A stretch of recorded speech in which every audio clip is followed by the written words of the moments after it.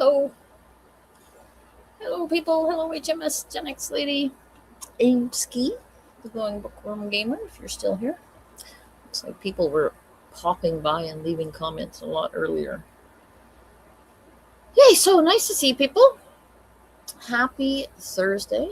I thought I would try. Hello, Aimski. I thought I would try Kathy Gregg. Nice to see you. I thought I would try starting at 5 o'clock Pacific and see how that went. And I thought I might actually try some, some morning lives because I've been watching some Andy Cope's lives, and it seems like lots of people are up and at 'em and ready to talk. So, Miami Dottie, nice to see you. Debs in Space, Carmel Hughes Parolia, CC McManus, best day ever, actually. Hiya, Penny and everyone. CHCH, nice to see you. Dental Lori, yay, Dental Lori. Hi, nice to see you. And Lucia, New York City, nice to see you. So I have a special treat for everybody today. A couple of them, actually.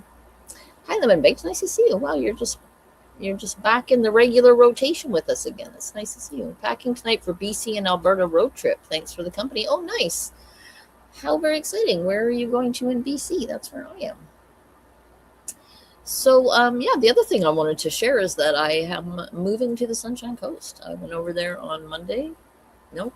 I went over there on Tuesday to look at a couple of places, and I found a place that is so perfect for me that I am pinching myself to find out if it's even real. Hey, Ancient Teapot, Maury, nice to see you. Tippy Canoe, M Spacebird. Yeah, so I found a really amazing standalone cottage on a property that is like a whole cottage, and it is the same price as what I pay for a one-room apartment in Vancouver. And not only that, so I ended up like the woman that was showing me around the place, the what do you call? She's texting me right now. The estate agent we hit it off so well that by the time I was saying goodbye to her, she was saying, I was thinking of giving you a hug, but I'm just too sweaty. It's just too humid. So yeah, we just hit it off beautifully. And I just got this message just a few minutes ago saying that she's, I'm so happy to tell you, that I'll be sending you the paperwork for your new home tomorrow. So I am beside myself with being excited about that. I was trying not to start packing too much today because I didn't want to jinx myself. But yeah, I'm just so excited. I feel like this is the place where I can just settle into my retirement. So I'm talking to the lady. She tells me she thinks it's great. She's going to talk to the owner. She thinks we'll be a perfect match. Sounds like she's a Gen X lady just like me. So then I dropped by the school district to just to touch bases with the guy there to say, like, this is really happening. I really am moving over here. And while I was there chatting with him, I was offered another job. So one of the guys that drives for him also owns the Sunshine Coast Taxi Company. And he just hired me to drive taxi for him. So, because I have the license, right? You have to have the chauffeur's license. And I have that because I drive a school bus. Hey, CC McManus, I just remembered, you are Garth David. Right. Garth David. If it wasn't for Garth David, none of this would have even happened. So I'm looking very forward to, Garth David invited me over, for anybody who doesn't know, for a stay at their bed and breakfast over on the Sunshine Coast. And as soon as I landed, I thought, I want to move here. And literally that was like a week ago, 10 days ago, was it? Nice. 8 or 9 days ago. Anyway, and it's all happened very quickly and I'm moving. So sorry to bore you all with that, but I'm super excited. I literally found out about 2 minutes before we started. Gen X City says I should plant a lemon tree around my cottage if I have any available space. That's a great idea. I could plant one in a pot for sure. I was telling her that I have all these plants in pots to bring over, and she's like, yeah, well, the deer are going to probably eat them all. And I was like, oh yeah, right. So there will be deer in my yard. I mean, I live on Fawn Road. Sorry, I shouldn't be telling people where I'm going to be living. Pretend I didn't say that. Anyway, I'm so excited. So thank you all for listening. And then, so the other couple, I have to say, my little disclaimer, I have no mental health credentials, nothing in particular, no law credentials, nothing like that. I'm an English major. No, I'm not an English major. I'm an ex-mechanic with an English degree. And I have some experience with toxic people. And these are just my opinions. If you want to support the channel, you can do so by liking, hit the thumbs up, people. If you don't mind, you can share the video, you can become a member, you can subscribe. There are super chats. The what do you call? The pinned comment has buy me a coffee and my PayPal. There's no obligation to to support financially, none whatsoever. A like and a thumbs up and a share is fantastic. So with that out of the way, so yeah, just a little bit of fun news about Gray Bay today. Maury says, I miss the mule deer on the west coast who only eat your roses. Michigan has psycho white-tailed deer that jump in the road. Well, I know, yeah, I don't know if they just eat your roses. I think they eat everything, but yeah. I was a little bummed by that, but it's a pretty reasonable. I'm fine to let some potted plants go if I can have a cottage in a semi sort of remote community that has all kinds of I'm literally walking distance from a provincial park that has a beach. It's spectacular. Anyway, I just wanted to share this. So Kelly TX, nice to see you. So people know about Grayson and her pardon me, her DoorDash case where she got into a fender bender with a DoorDash driver in a parking lot. And then she sued him to the tune of $300,000 and claimed that she was, all injured and bent out of shape and everything. And at one point, she tried to, I don't know what happened. I mean, I only have seen the documents that I've seen, but at one point she tried to have her medical records sealed. She said, because in support of the following, in matters unrelated to this lawsuit, the plaintiff has been stalked and harassed due to her work with a podcaster. Said podcaster is being stalked by certain people with restraining orders being filed in multiple jurisdictions, but primarily Utah. So that was April of this year that this was filed. So there were no restraining orders, so that's a lie, right?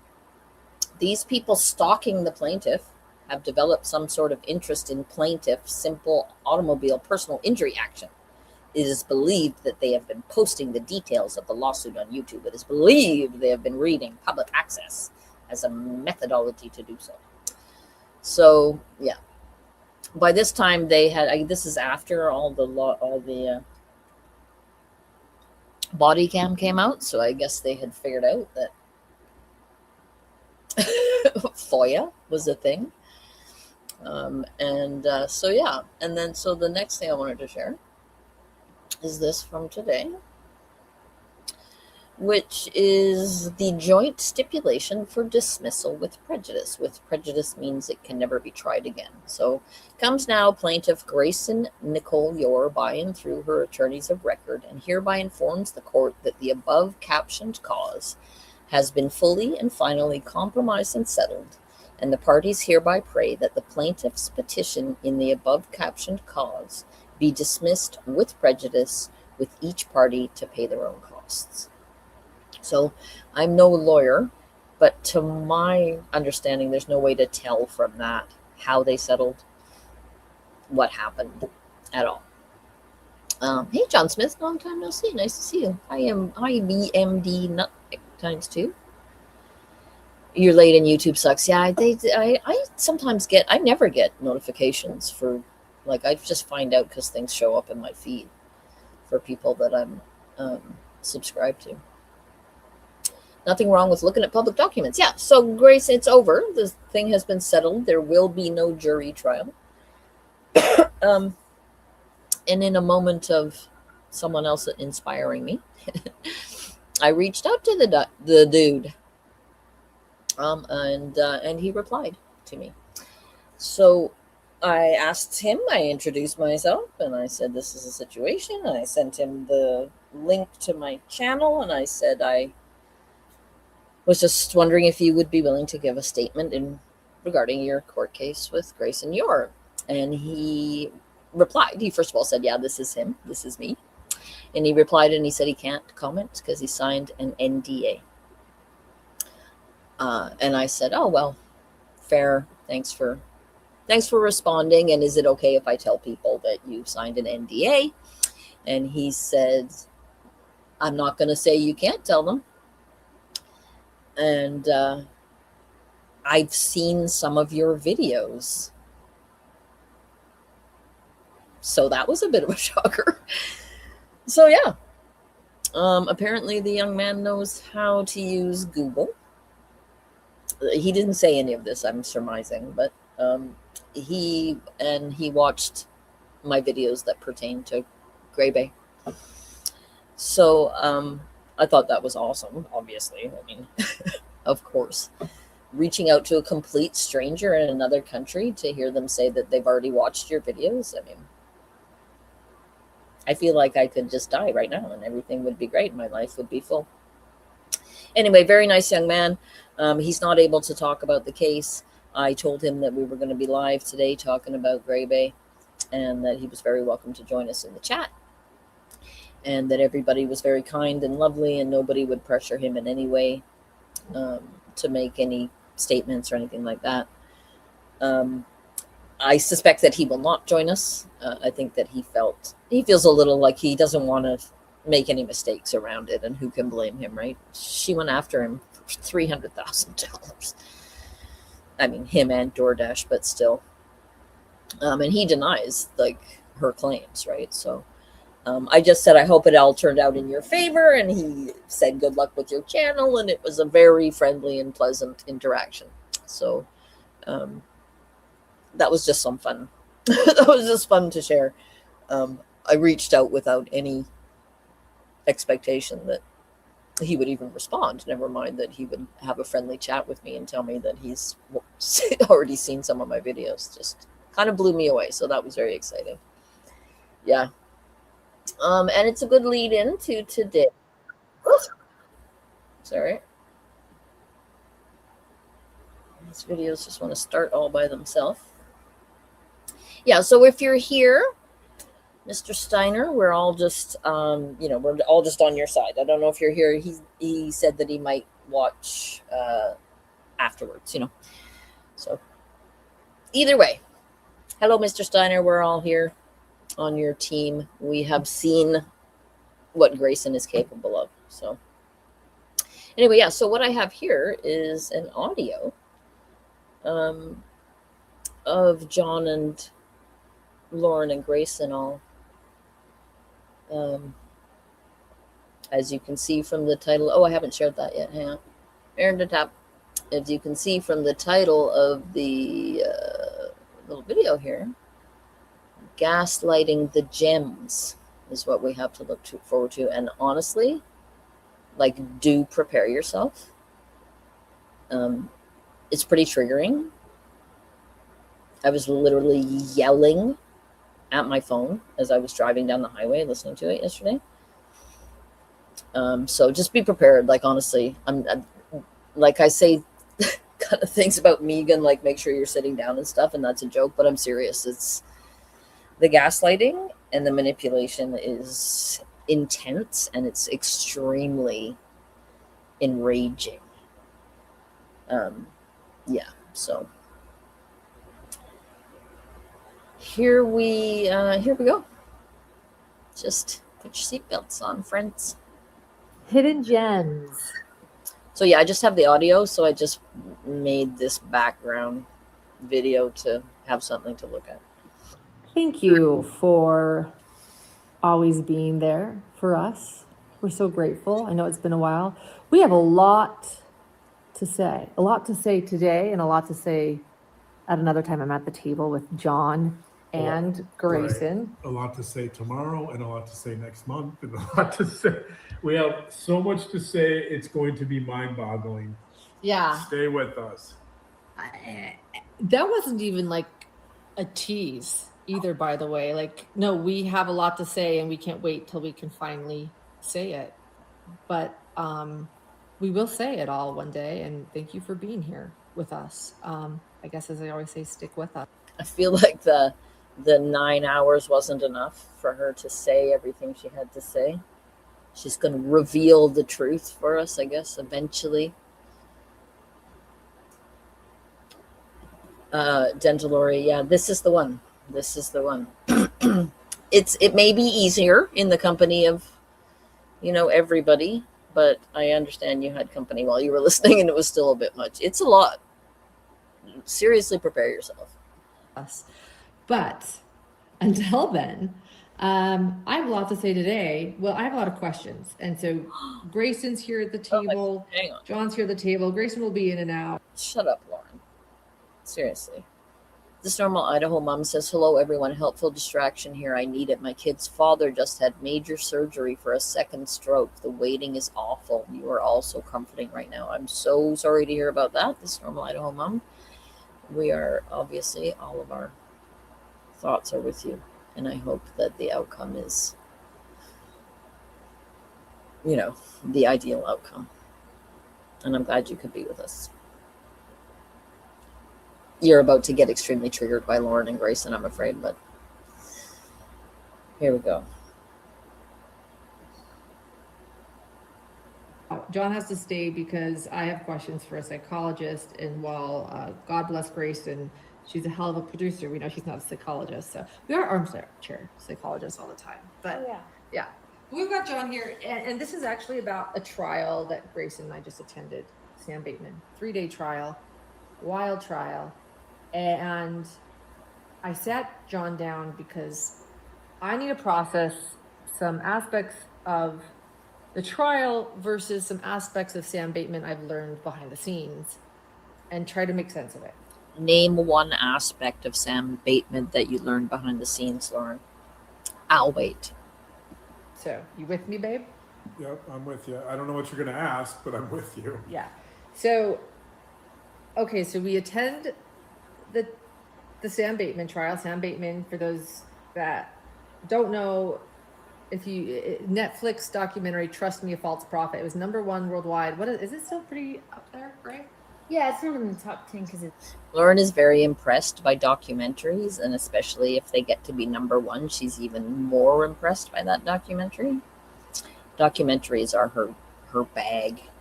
It's been a few months, but it's still up there. They were crazy high numbers. Yeah, for a Netflix doc. It's like really, it beat some records. Yeah. So that's Trust Me. That's Sam Bateman. And what people didn't realize is that Sam Bateman had another trial. He had taken a plea deal with his federal case, and there was another trial still out there, his state case in Arizona in Flagstaff, where he was pulled over in the trailer with the 3 young girls inside this cargo trailer. Was pulled over. We've all seen the body cam, and the state of Arizona offered Sam Bateman a plea deal that he could serve consecutively with his 50-year federal sentence. And not only did Sam Bateman say, nah, I'm good, I won't take this plea deal, I want to go to trial, he was like, and hold my beer, well, I want to represent myself. And Okay, like she can't even use the hold my beer thing properly. So just saying, I like to pick at Lauren. She, this is her little presentation about this, and it is so boring and void of insight or even any real information, honestly. So when Grace and I learned this, and Dr. Christine, I think most of too, that she's a good friend of all of ours. Yeah, Dr. Christine, she's a friend to the grifters and the scammers, if you didn't know. She's also a doctor, just like John. friend to scammers, grifters, liars, and exploiters of victims. She's a real treat, Dr. Christine. When she let us know, hey, heads up, this trial, why don't you guys come?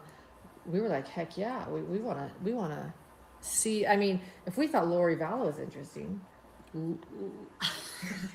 Right? Heck yeah. I mean, if you thought Lori Vallow was interesting, wow, this guy is Chad Daybell 2.0. So interesting. Interesting. Is that a Midwest thing or whatever, wherever they are? Is that a, like, John does it too. They don't say interesting, they say interesting. I find it annoying, but it could just be like a local thing. I said, give me an hour. I'll make travel plans. and John was like, When you say Lori Vallow is interesting, representing herself. pro se, right? Yeah, pro se. Yeah, representing herself. Right. And Sam Bateman would be equally Yeah. fascinating. Plus, Flagstaff is also, let's be honest, a little nice break out of the heat of the summer.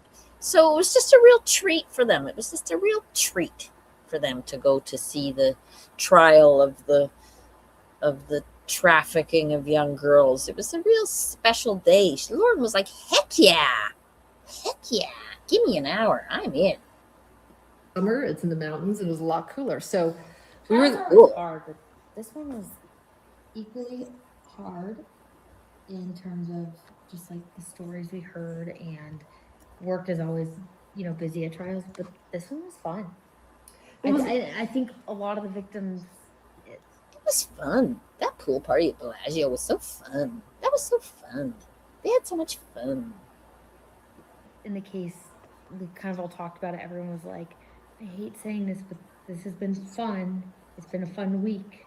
It was just a lot of like gathering and getting together and talking, and well, it shows that it was healing. yeah, I think one of the biggest, most healing moments. Oh, it was healing. Everybody felt so healed. Hey, Summer, glad you could make it.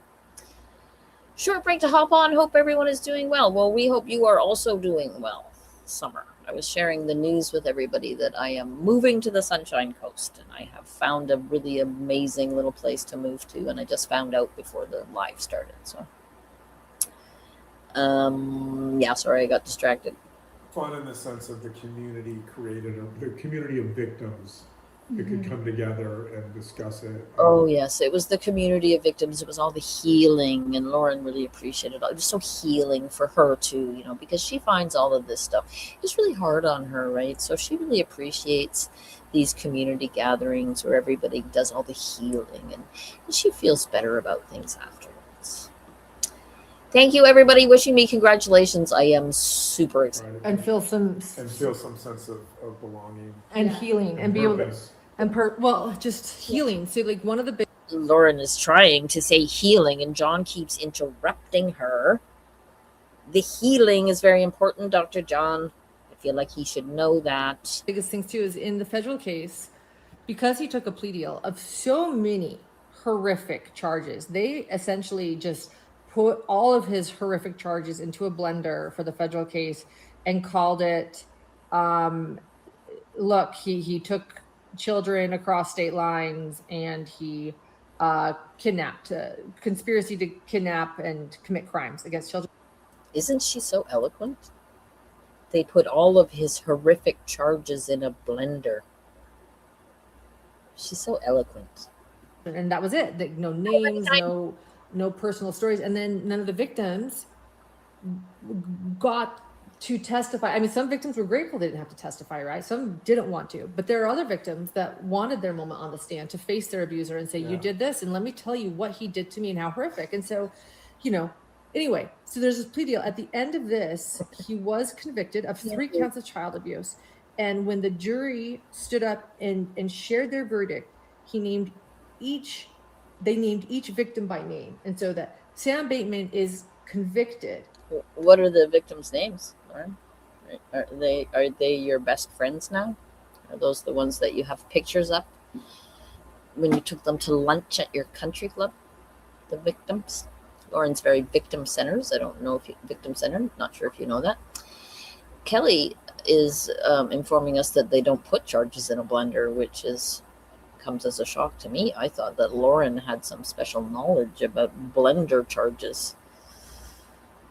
Yeah, this is Lauren. This is what she has to offer you. Of abusing D, of abusing G, of abusing S. And so that I think also was something that a lot of the victims felt some healing, like he abused me, even if it was the cargo trailer and not even the sexual crimes, he was found guilty of abusing individuals. Anyway, here's my question. Thanks, Maureen. Actually, I have a lot of questions, so I don't even know why I say that. But Is it the bathroom thing? the bathroom thing, well, you know what? Let's talk about the bathroom thing, because that does go to it. Sam Bateman's really dumb. And we talked to a juror who agrees. And we brought up the bathroom thing with the juror. Lauren, she's not going to go on about it here, but she was really excited about the bucket toilet in the back of the truck that they used to transport these girls. In the episode where they go over it, she talks about it a lot. Right, like the things that Sam Bateman was arguing in the trial made a lot of us giggle. Maybe that was fun. We were able to mock Sam Bateman outside of trial and laugh about his stupidity and for anyone that saw it was very healing. It was very healing for them all to laugh and mock the defendant. It was very healing. They're not big fans of us doing that, mocking them, but they like to mock people that they think deserve it. So just saying. Sam Bateman juror interview, there was a lot of that with the juror. Like he was like, this guy's so stupid. He's so dumb. Like, right. He's saying, I didn't use the bathroom and that's not in my nature. And he brought up telepathy and like telepathic, experiences like the jury was supposed to understand. And so the juror with me just really kind of laughed about his stupidity. And Grace and I spent a lot of time. I mean, it's amazing that she can bring us this like boots on the ground reporting about the juror that she spoke to who just thought that Sam Bateman was so dumb. It's amazing. I don't know how she does it. As we prepared trial updates and hung out, also laughing about the absolute stupidity that is Sam Bateman. And then I'll let Grace. But she does not care for it when we laugh at the absolute stupidity that is Lauren Matthias. Interesting. So tell you a little bit more. He's looking at me like, yeah, you have no idea. So here's my first question, though. We have 1,800 pages of court docs. By the way, guys, just because Sam Bateman didn't have a trial doesn't mean that. ASB 412 says I have no idea what she's talking about. She's talking about the Sam Bateman trial. So he had a federal trial where he's in prison for the rest of his life. Or he didn't have a trial. He pled and he's in prison for the rest of his life or for a very long time. But he insisted on having a trial for this trafficking these girls because he was caught taking these young girls across state lines. And I guess Lauren got the opportunity to go and have a gas at the trial. Bing bong. Gentle Lori. Bing bong. Yeah. So she that's what she's talking about. Without any expertise or knowledge or insight or whatever, but that is what she's talking about. She repeats the word stupid and dumb a lot. Yes. Grace and I haven't got our hands on 1,800 pages of documents where we're going to be doing an entire backstory on the monster that Sam Bateman is, because we believe his victims who didn't get a voice deserve this. And so we're working on that story. No, she's working. She's very victim. And behind the scenes, we've learned. I'm not sure if you know. Lauren feels that those victims deserve a voice and that she's the person to give them a voice. That's Lauren. That's our Lauren. They deserve to have Lauren's voice. Learned a lot about Sam Bateman and the diabolical, manipulative, horrific monster that he is behind the scenes. Even worse, in my opinion, if you thought the Netflix behind the scenes, he's a diabolical, manipulative monster.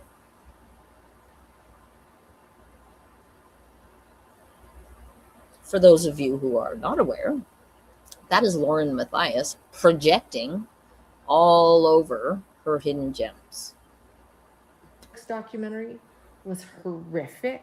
Horrific. She says that a lot. These documents take it 30 times more, and like Oh. tears coming out of your eyes reading. Tears coming out of your eyes reading these documents, because it was horrific, and the documents make it 30 times more horrific.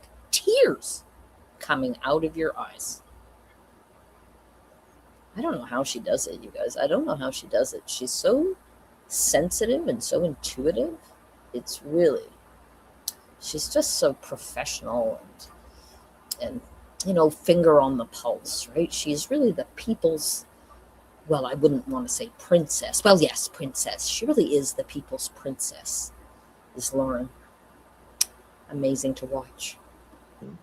These documents. So, while for 3 days I sit and laugh at an absolute doofus of a man who doesn't even know how to persuade a jury, who thinks he's going to meet the Queen of England, who thinks that like the jury's going to understand. This absolute doofus of a man who doesn't even know how to convince a jury. Like, are you fucking serious? I mean, only one side of each trial wins, right? So failing to convince a jury is pretty commonplace, Lauren. Even for lawyers, even for experienced lawyers. She is so brave, Mouth Code. You are correct. The tears were coming out of her eyes. Listening to Jerry Vallow impact statement, she sure looked tearful hearing it again yesterday. Yeah. I haven't really covered any of the end of the world 24-hour live from Trisha. Every Day with Jay has done a fantastic job, as has Andy Copsa. If people are wanting, I'm sure I've seen all of you over there in those streams, but I have a really hard time watching Trisha. I just find her, she's just so objectionable to me. I mean, a lot of these people are, but for some reason with Trisha, I just like, ugh. Anyway, but there's some really good coverage out there already. So, yes, Laura, this is why this is called gaslighting the gems, right? I know that was sarcasm, Gen X lady. I know, because yeah, I saw that today, or I saw part of it today on the Andy Copsa live this morning of Jerry's appearance on the thing, and I couldn't even watch it. It was too upsetting to even watch, and she didn't play much of it, thankfully. Just horrible exploitation, and literally like exploiting Jerry, not only so that they can do their live stream, right, and look like, oh, they've got the family support, but literally doing it as a gotcha and a fuck you to Crusha, right? It's just so classless and disgusting that it's the idea that these people think that there are two sides here, and that, you know, that they have any defense at all of their horrific, I am echoing Lauren, behavior, right? It was disgusting, right? That's horrific. And here she is gaslighting her gems. Hey, Andy, nice to see you. I was literally just talking about your great coverage of the 24-hour end of the world live stream. So, yeah. I'm not really covering it. I thought that you and Jay and other people did a really great job, and I know that Crusha's going to be doing a live as well. So, and like Andy and Jay are both super knowledgeable about the whole case and about going back years and years, right? I don't have that same knowledge with the case and with these people. So, anyway, carrying on with the lovely Lauren Matthias. His remarks about good spirits and bad spirits, and like I'm getting deja vu of Chad Daybell. You learn that behind the scenes, he is a diabolical, manipulative. She already said that, right? She just repeats herself. She already said that. It's Chad Daybell 2.0, guys. I'm not sure you know. It's horrific. horrific monster. He really is. So I will usually- say the deep dive has not come because Grayson's getting pretty brave. She just talked over Lauren there. Wow. Impressive. we can only handle so much of these court docs at one time, and like so much reading, and then you got to put them down and walk away because it's so horrific. Like, I've come to you in tears over this and been like, I can't even believe that somebody could do this to. There were tears coming out of Grayson's eyes, you guys. There were tears coming out of Grayson's eyes. I'm not sure if you guys have been made to understand just how very empathetic Lauren and Grayson are, but both of them had tears coming out of their eyes. So, whatever you've heard about them, the tears coming out of their eyes when they read the horrific documents from this case, I think you will agree that puts paid to any nasty rumors that they don't care about victims. Tears out of their eyes. Young children and like the detailed accounts of it. Here's my question.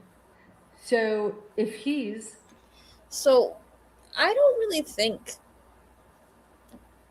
it's necessary, Grayson, for you to read detailed accounts of the horrific things that happen to children. So she's over here trying to get, like, why do you need to do that? I don't think you really do. In order to report on that case, you don't need to do that. So to me, that's just an attempt at sensationalizing the case for your own benefit, so people can go, oh, she just feels so bad for those girls, and she read all that stuff. I mean, how exhausting. They look what they do for us. They do that so they can bring us the story and the deep insights of the story, right? Like, you don't need to read those. Yes, some are saying thank you to Andy and Jay and me for the videos we put out. She appreciates us discovering these. The end of the world shit show. Yeah, I haven't covered it too much. I'm handing that off to other people, but yeah, appalling. But Andy and Jay had just the perfect amount of outrage, and the perfect amount of knowledge to make their streams really, really worth listening to. And then the chat as well, right? So many people in the chat always have so much to add. Hi, Felicia O. Shields. Nice to see you. The Bethy Boo. Nice to see you. Yeah, sensationalizing it, right? And she's doing it. Grayson's doing that so that everybody will think, oh, poor Grayson. Oh, it's so hard on these women. Look what they do. They're so self-sacrificing, and they do it all for the victims. Oh, my goodness. Aren't they amazing? It was so good this morning. It really was. That you're talking about, that Deanne 14 is talking about Andy Copes's live. Yeah, really do. If you haven't seen it, most of you were there. I'm sure I saw most of you there, but yeah, it was very good. so diabolical She said that behind the scenes. diabolical. Thus, in my opinion, So diabolical behind the scenes. Who could even imagine someone being diabolical behind the scenes? It just doesn't even bear thinking about manipulating behind the scenes. My God, who would do such a thing? a little bit more intellectual. How can he be so stupid? How can someone be so manipulative behind the scenes and then yet so stupid? See, I ask myself this very question about Lauren, and the answer is you can be stupid and canny at the same time, right? And for people with the kind of traits that Lauren has, the narcissistic traits and sociopathic traits and stuff, oh, geez, I've lost track. What was I saying? No self-awareness whatsoever. No, none whatsoever. Behind the scenes is her own MO. Exactly. It just gets worse from here. So please, like, it's brace yourself. In court, yet I've seen how he manipulates these women and girls behind the scenes. I've read it, I've seen it, and it's almost like he would tell them all different things to keep them confused and empower. And I guess for me, I don't think like a manipulative psychopath, right? Oh, what? So Did anybody say that you did? Oh yeah, we all did, because you do, and we know that you do, and we've watched you live on body cam do it. So, nice try. For me, I couldn't do what he did. Yet when I watch him on the stand, I think, how could you be, or not even on the stand, in the courtroom, how could you be so stupid? Well, at the same time, he does something that I can't even wrap my brain around knowing how to do. Lauren can't even wrap her brain around knowing how to manipulate behind the scenes. She can't even wrap her brain around that. The whole thing is projection. It's insane. Felicia says so much projection. It is just gonna keep on blowing your mind. So be prepared. You should probably have your barf bags ready. No word of a lie. And to me, that makes him like, did that make him intelligent that he can be that manipulative? So I think you have to think about the distinction between intellect and, let's call it, emotion or intuition. So the Uncle John, Dr. John has entered the chat, and he has not a lot of insight to offer either, honestly. manipulation that he's engaging in behind the scenes, to use your term, or with these victims in general, is mostly intuitive. It's mostly emotional. Like, it's not, so intellectually, this is someone who lacks self-awareness almost completely, right? And Correct. so it's not like, Isn't it wild to listen to? Someone who lacks self-awareness almost completely. Yep. John is pretty grotesque. He has lost a lot of weight, though, I'm just saying, so he's even more grotesque now because he's got all the saggy skin, and he looks like, you know, when you've only ever known someone really big and they lose a lot of weight and you still just see the ghost of the big person? I don't think, I mean, I guess the losing weight is helping his blood pressure, so it must be worth it. But 100% projection and no self-awareness at all. Yeah, I mean, they're literally talking about themselves the whole time. Can't wait for his hearing before the board soon. Oh, what there's a hearing coming up? I need to hear more about that. Share more about that. intellectually, he's not going to look good on the stand because he's not able to process things logically. He has no self-awareness. So, Right. you know, it's sort of the John Cleese. You showed me a John Cleese from Monty Python clip about saying something to the effect of, stupid people can't recognize how stupid they are because they're so stupid. The Dunning-Kruger effect would have been shorter, John. The Dunning-Kruger It's effect. like a Dunning-Kruger effect, right? Like if you don't know something, you're not going to know. If you have no self-awareness, you're not going to know how bad you might look because you lack that self-awareness. He also fails to describe the Dunning-Kruger effect at all, and it's not that hard to describe, right? It's like the dumber you are, the less ability you have to understand how much you don't know. It's very simple. If you're so, essentially the Dunning-Kruger effect is, if you are so Now Lauren's going to explain it, so that's great. stupid, you can't even realize that you're stupid. You're too stupid to realize that you're dumb. And now, you know, so like explaining that actually intelligent people are harder on themselves because they can actually be self-aware and self-process. They understand more what they can't do, and they're. Did you catch that? She nearly said, "We understand." Hey, Janice. And Michelle Salter, nice to see people. Yeah, she nearly said we, including herself with the intelligent people. Yes, she's Lauren-splaining. Thank you. It's really delightful. It's delightful. Stupid people don't know that they're stupid. Thanks, Lauren. Limits than stupid people. Intelligent people, not only intellectually, but emotionally. So emotionally intelligent and IQ, higher IQ people in general. Lauren is like, not Lauren, Dr. John is one of those people that has he's obviously not stupid, right? But I don't think that he's talking about emotional intelligence. He may have the IQ, the intelligence quotient that allowed him to get through a PhD, but he does not have emotional intelligence, because if he had emotional intelligence, he would have diagnosed his own wife long since. General, have more capacity to reflect, Neither do. and they're going to be much more self-questioning.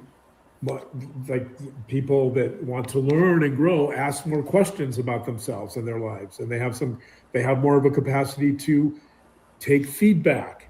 So this is another area where even if you have someone who is really smart intellectually, if they can't process emotional feedback or can't process any feedback, they don't learn. That's John. That's literally John, right? He is not able to process the emotional feedback. These guys are not processing the feedback that they've received from their community. Instead, they're fighting against it. It just gets worse from here. They don't grow. So in order to become, generally speaking, in order to become a healthy human being, you have to have some capacity to deal with feedback, and that's not good, by the way, like negative and positive feedback. So like a narcissist, for example, would be generally incapable of processing any negative feedback. This normal Idaho mom says Lauren isn't even summarizing Dunning-Kruger correctly, in my opinion. Yeah, she's saying people, you're so stupid you don't know that you're stupid, but it's more that you don't know how much you don't know, right? You look at this small amount of knowledge and you lack the awareness that there's all this other knowledge out here that you don't have to complete your picture. So it's a little more complicated than stupid people don't know they're stupid. So a narcissist isn't going to learn or change or reflect on themselves because they've shut down any negative feedback that they can learn from. Right. That's the key. Yeah, it's great, right? Lauren and Gray Bay both, right?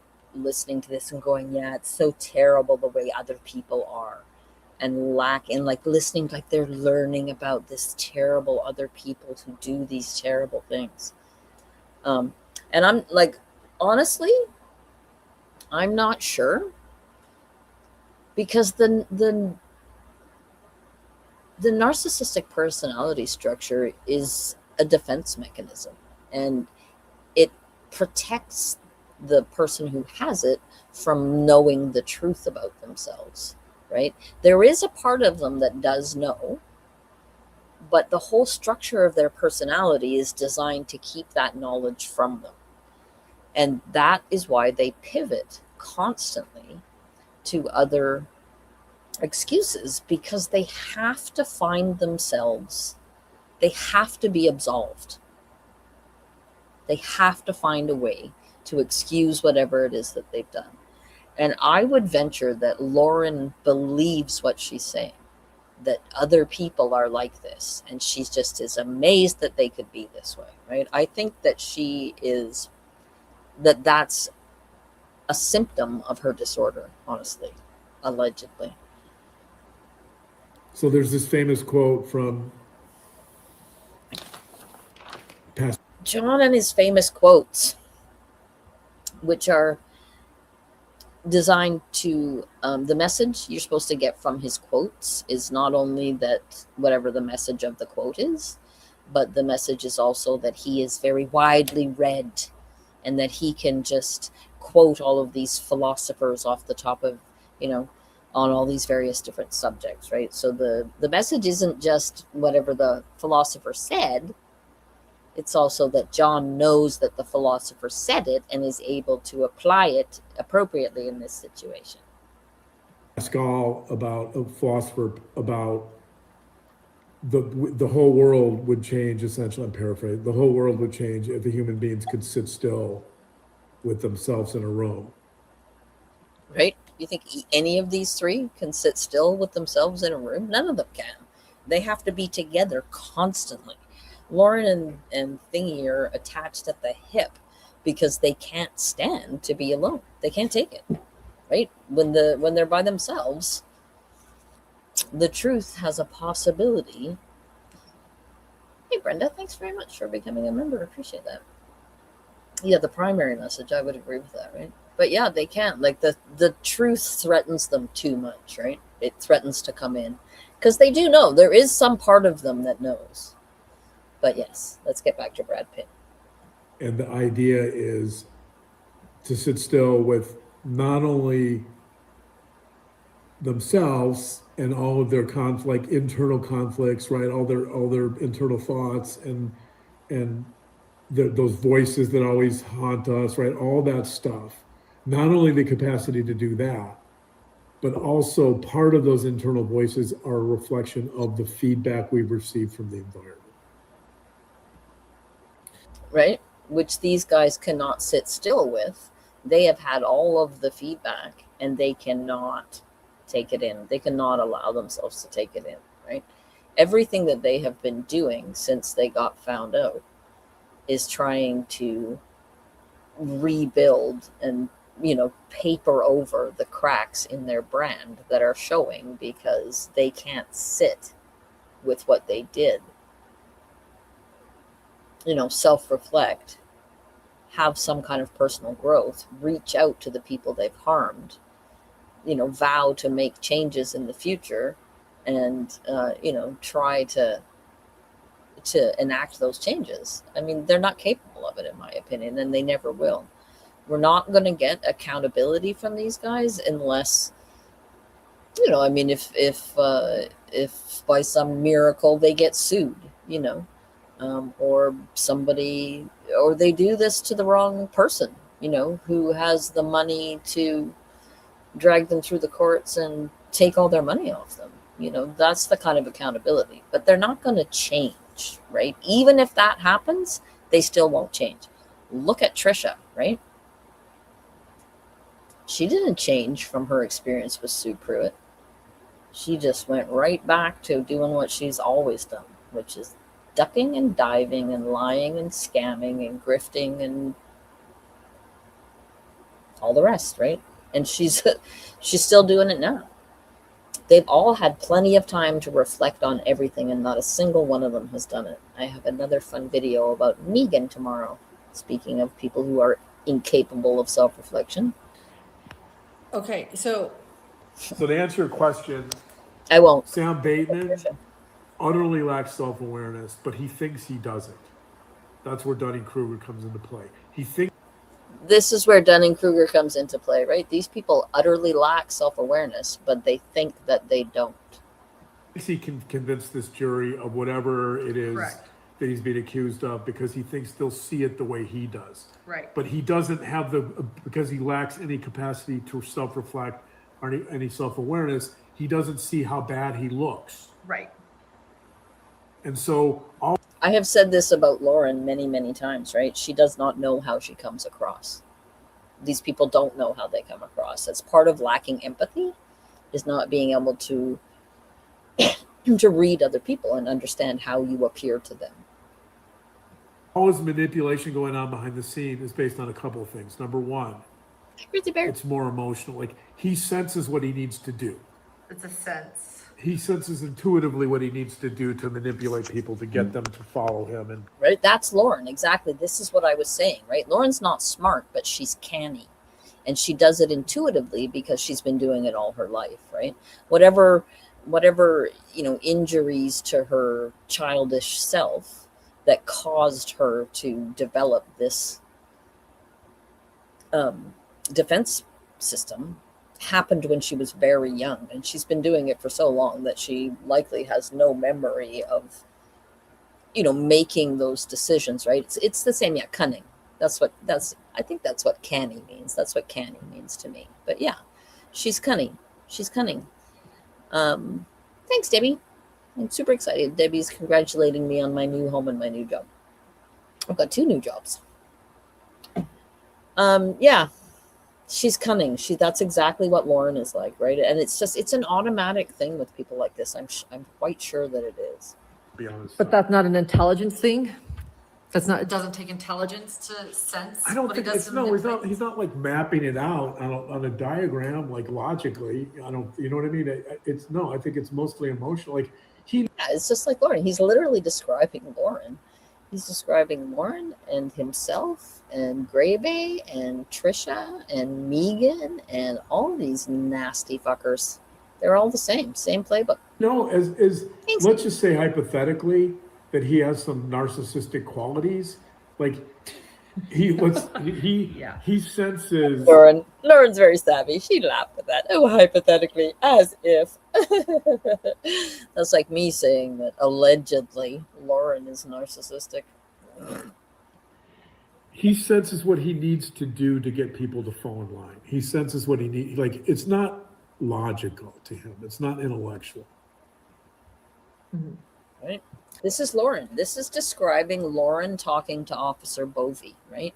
She senses what she needs to do to manipulate him into doing her, yes, I did, just me, into doing her bidding. Yeah, I found just me's asking me if I found a house. I did, yes, I found a little standalone cottage that is the same price as the one room that I live in now. It's a 1 bedroom, it's got a loft bedroom, and then the main floor with the living room and the kitchen and the bathroom. And it's absolutely adorable. And apparently the deer are going to come and eat all my plants, which is not the worst problem to have. So, sorry. But like, I couldn't do what he did without intellectual thought. Right? Like, I'm not sure that she's necessarily lying here, that she thinks that she couldn't do that. I don't know for sure, but it's exactly what she does. If you watch the way that she interacted with Officer Bovey, she manipulated the fuck out of that guy until he did what she asked him to. And she did it naturally and normally without even having to think about it, right? She just knows how to push the buttons and manipulate the people. She was so concerned about the victims. Thank you, Brenda. I'm very happy for me too. I'm super excited. I'm going to get away from all the construction noise, which is just, I can't believe it. So like, So you would so create, like for me, you would get a whiteboard and map it all out. no, I hate whiteboards. I would probably Yeah, Lauren catching on to the salient point there. She hates whiteboards. get a scribble paper and write my name and sit there and think in my head, how could I manipulate? Like, We just saw that the other day, right?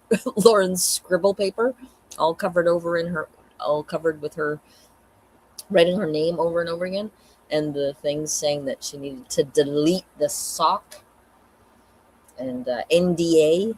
I could, like, it just feels like it's so diabolically manipulative. It is. Those are her words of the day. If this was Sesame Street, it would be brought to you by the words diabolical and manipulative. Also stupid and dumb. And I don't look, I don't know how smart I am, but I feel like I can say with confidence I'm smarter than Sam Bateman. But I couldn't manipulate people Well, the way he manipulates. You just said something really interesting. You said you feel. She never says anything interesting, John. God. Andy Copsa says, I think she is calculating 100%. That conversation with Uncle Jerry scheduled the exact time Trisha was to go live on Trisha's channel is calculated. Yeah, I mean, those kind of things, I think she knows that she's calculating. But, I mean, there's no question that she knew that she was, manipulating things behind the scenes with her sock accounts and her fake, all that kind of stuff, obviously. But how she describes that to herself, I don't know. I think that she sees herself as some kind of important mover in all of this, and that those things are the necessary actions to keep everyone in line doing what she wants. You know what I mean? Like, she tells herself that she has to do those things, I think. Happy Hiker 25 says, Dreadful Penny 2, liquid fence spray to discourage the deer. Just don't stand downwind when spraying. Oh, it's probably wolf pee or something, right? Good idea. Thanks, Happy Hiker. I will look into that. Awesome. So even to you, it's more emotional. The difference is that whatever you feel about a situation. Hang on a second. Ozzy Cheryl's asking me about Junebug. I believe I do. She was a fan of Trisha's, and she used to come over here and give us heck and say Trisha's an honest and wonderful person, and how very dare you. And then when the Trisha deposition tapes came out, she had to rethink, right? She had to rethink. And she has abandoned Trisha Web Sleuths, who she was a member of for many, many, many years. So she was a big John defender. Who? Junebug? Yeah, I only know her in relation to the Trisha thing and the times that she was over on my channel. I don't know any other details. That wouldn't surprise me. I mean, she was certainly. This normal Idaho home mom says, also, I may not have a PhD, but I'm naturally empathetic. Lauren, without natural empathy, probably observing, so she could try and mimic my natural emotion. Yeah, that's exactly what they do. Yeah, mimicking, for sure. Ozzy, sure. Junebug was in Web Sleuth's 24-hour live chat, and they said hello back to June. Oh, okay, interesting.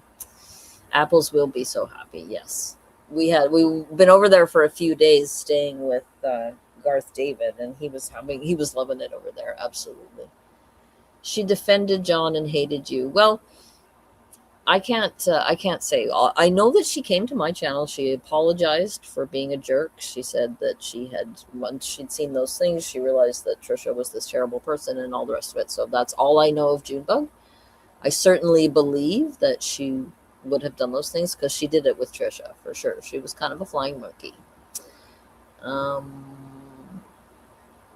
ISO are with Jackie G. Hey, thank you for becoming a member. Awesome. Welcome to the... I think it's called Dreadheads, maybe?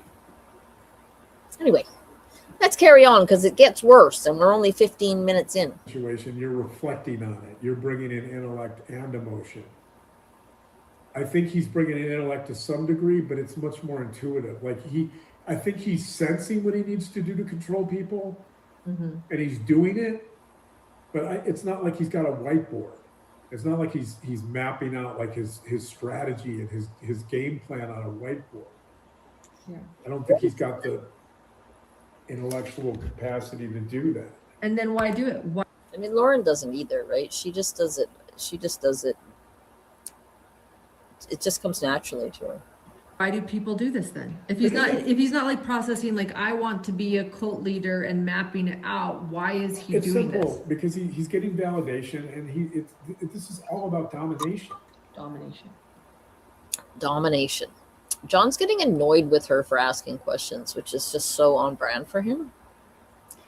The man has zero patience, and we're supposed to think that he was going to be a good counselor for troubled teens. My God, can you imagine? He wants to feel powerful. He wants to feel in control. He wants to feel validated.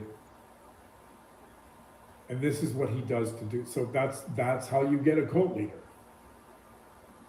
So the emotion, right? That's how you get a cult leader. This is exactly what Lauren is running, as far as I'm concerned, right? It's very cultish. It's very the hidden gems, right? Everybody's one of us. It's appalling, honestly. That's driving this. Well, I guess that's not an emotion, but like the emotion is a desire. I guess that's for domination. That's it. Like, listening to Lauren try to parse this is something else, considering that none of this is complicated or difficult to figure out anyway. You hardly need someone like John to come along and explain it to you. And then listening to Lauren try to like paraphrase it so that she can understand it is... Whew. That's the intuitive part. It's not really an emotion. The emotion driving it, the motive. The emotion driving it is probably shame from his childhood that he's trying to cover up. Shame. And the way he's avoiding shame or ridding himself of shame. You don't rid yourself of shame. The way he's coping with shame is through this defense mechanism of domination and power. Okay. He feels powerful. He feels validated. He feels in control. He feels loved because he's got all these victims engaging in illegal activities with him.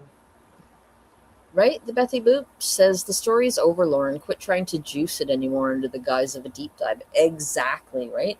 That's exactly what they're doing with this. Like, we've got 1,800 documents, and we have a lot to say. And Grayson talking about the gory details and everything. It's like, we don't need to hear that. That's not like, I think that they think that they're like going to be making the new Chad Daybell documentary, right? That they're going to get some kind of exclusive, maybe Netflix will, pick them up or something. Like, I just feel like there's something going on where they're trying to position themselves the way that they tried to position themselves with Lori Daybell, right? As kind of like the owners of the case.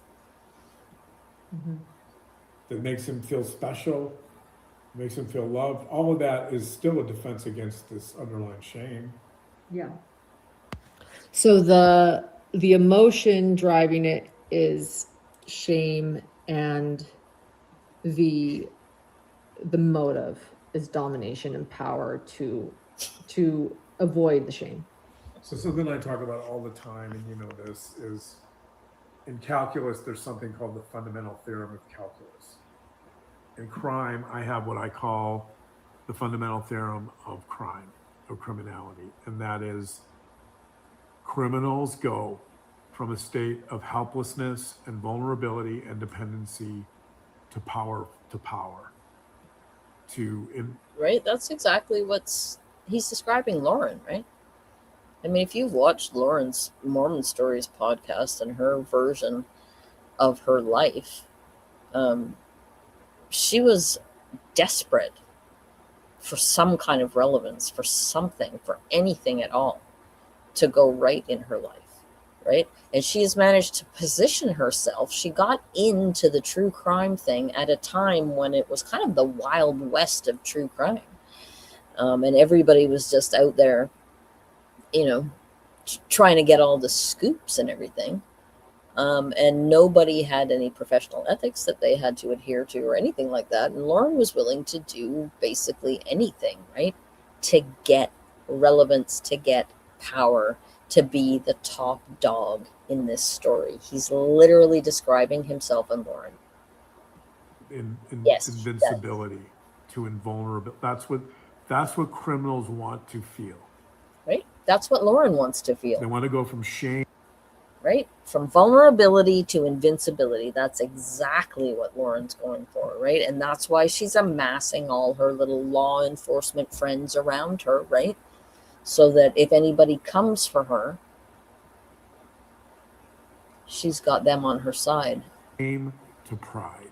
What they're seeking is because as developmentally and as children, they have a very limited experience of control and power and self-esteem, right? It all runs together. Most criminals have overwhelming senses of shame and rejection and helplessness and vulnerability. And so crime is the way to transform that equation. And Sam Bateman, so the reason I bring this up all the time is because if you look at any criminal, almost any criminal, you'll find this equation applies. And it applies here, for sure. Yeah. And that's why I call it the fundamental theorem. Now, that's why he calls it the fundamental theorem. Yeah. Yeah, it's interesting, right? It's interesting listening to them. It's going to get worse. Is my theorem provable? I mean, there's been research showing that a lot of that's true. There's been research by Gilligan, and there's been a lot of research by a lot of people. Peter Langman is one of my favorites. Right? This is all about look at me. Right? Look at how I came up with this great theory, and I came up with this great theory because I am so widely read that I can just list off all of these people who I think would agree with my great theory. Right? Again, the message isn't whatever the fuck it is that he's saying. The message is I'm super important, and I'm super knowledgeable, and you should listen to me because my knowledge is unimpeachable. Which is like, he, in a lot of ways, I think that he brings the authority to this crew, right? He brings the, well, Dr. John would know if something was off, right? Gilligan? Yes. What are you saying? So are you telling me Penny Lauren hasn't learned a thing? I mean, she doesn't seem to have. But she has, I mean, she's very canny. She's very cunning. She has learned throughout her life how to manipulate people, yes. But she hasn't learned anything from her experiences that are going to stop it from happening again, as far as I'm concerned. I mean, she's under several microscopes at the moment, so. He has done deep dives into mass shooters and school shooters, and this is what he says. Yeah. Now, what's interesting, It's interesting. See, he says it too. And I'm not sure why you're talking about mass shooters and school shooters, because that's not what happened here. But I guess it makes us all think, wow, Dr. John is so smart that he can transfer that knowledge from that situation to this situation. Wow, so interesting. Interesting. what's interesting about Langman is he's now kind of changing his equation a little bit. He's going beyond, he's still kind of advocate. He doesn't call it the fundamental theorem of true crime like me, but Oh my God, could you just get a sentence out, please, John? An actual sentence that says something that matters, please. Just a sentence. he's changing his equation now to say also that there's a personality disorder component. It's not just this capacity it's not just this desire to go from vulnerability and helplessness and dependency to power. It's also that there's probably, according to Langman, there's probably some personality disorder stuff driving a lot of this process. Yeah, no shit, Sherlock. Aw 1098 Armo says she may have learned she gets away with the worst of her inclinations and become even worse. Yeah, exactly. Yeah, but she hasn't learned anything that that most of us would think of as that would help you to develop your character, if you know what I'm saying. Right? Character building is not Lauren's bag. Yeah. So Langman Narrative building is more her thing. Character building is too hard. Yeah. now has a different part. He's thrown in something else into this fundamental theorem, and that is shame to developmental issues that lead to personality disorders that then lead to crime. So personality disorders now become the mediator. They become the middle of that equation. I haven't brought that into my theorem, by the way, but for Langman, it's going from shame By the way, just say to personality disorder to crime. And so the question then becomes with Bateman, is this right? Shame, personality disorder, crime. I mean, Lauren's father is a criminal. As far as I'm concerned, Lauren's behavior in sicking the police and the courts and CrimeCon and everybody else. Christina was criminal, and that's wasting police time and resources. Those resources belong to the community, not to Lauren, right? And I mean, I'm not the only one who thinks that. The judge seemed to think it as well, right? That she was trying to use the courts and a restraining order to get them to stop talking about her. this guy a personality disorder? Okay. And I don't know, I don't have a definitive answer for that. I think somebody could probably argue that he does have a personality disorder, but I don't know. No, I think there was do we have his, I think there was an evaluation on him. Any diagnoses? Diagnoses is the word, Lauren. I find it interesting that he is so reticent to say that he thinks that whatever the guy's name is has a personality disorder, when he was extremely happy to diagnose Christina with depression and oppositional traits and all that kind of stuff. He was very happy to say all that. So I'm not sure what his reticence is here. What diagnosis is? You don't know. I'm gonna say he probably does. I did learn a lot about his childhood from a childhood friend of his, and he told me that Sam Bateman's father was very abusive, and that he was the oldest, to the point of his father withheld food from him, and yeah, just really shamed him, and that he was kind of a nothing burger growing up. Sam Bateman in Short Creek. Did he grow up in Short Creek area? Or did he grow up? Yeah, I think so.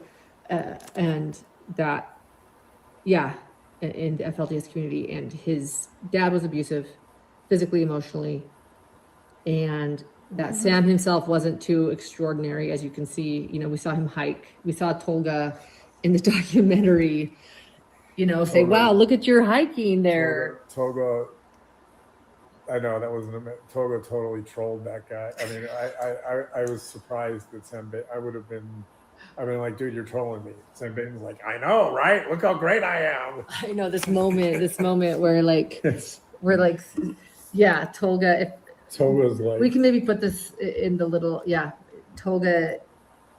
People pay money for this, to hear this.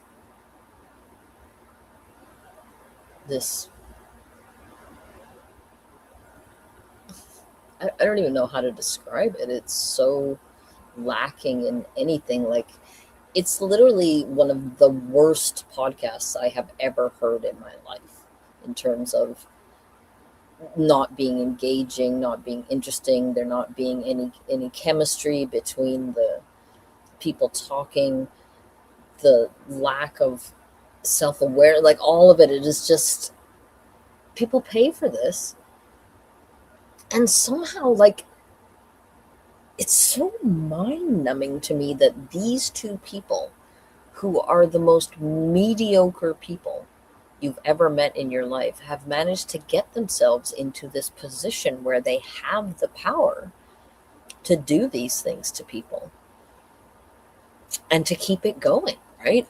How did they do it? They are the most lackluster, boring, untalented, cringe weirdos, and they don't even have the car crash factor that somebody like Trisha has, you know, where she's just willing to completely debase herself on camera night after night after night, and you can't help just like staring at her with your mouth wide open.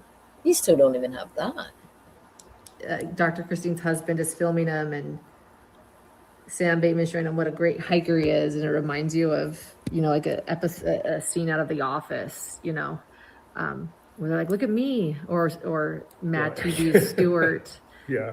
"Look at me," and Tolga's like, "Wow, look at you! You're such a great hiker. Where'd you learn to do that?" He's like, "Just hiking, just hiking." He was so proud. Like, it shows that he's just like a kid. There's a term for that type of hiking, and I can't remember it right now.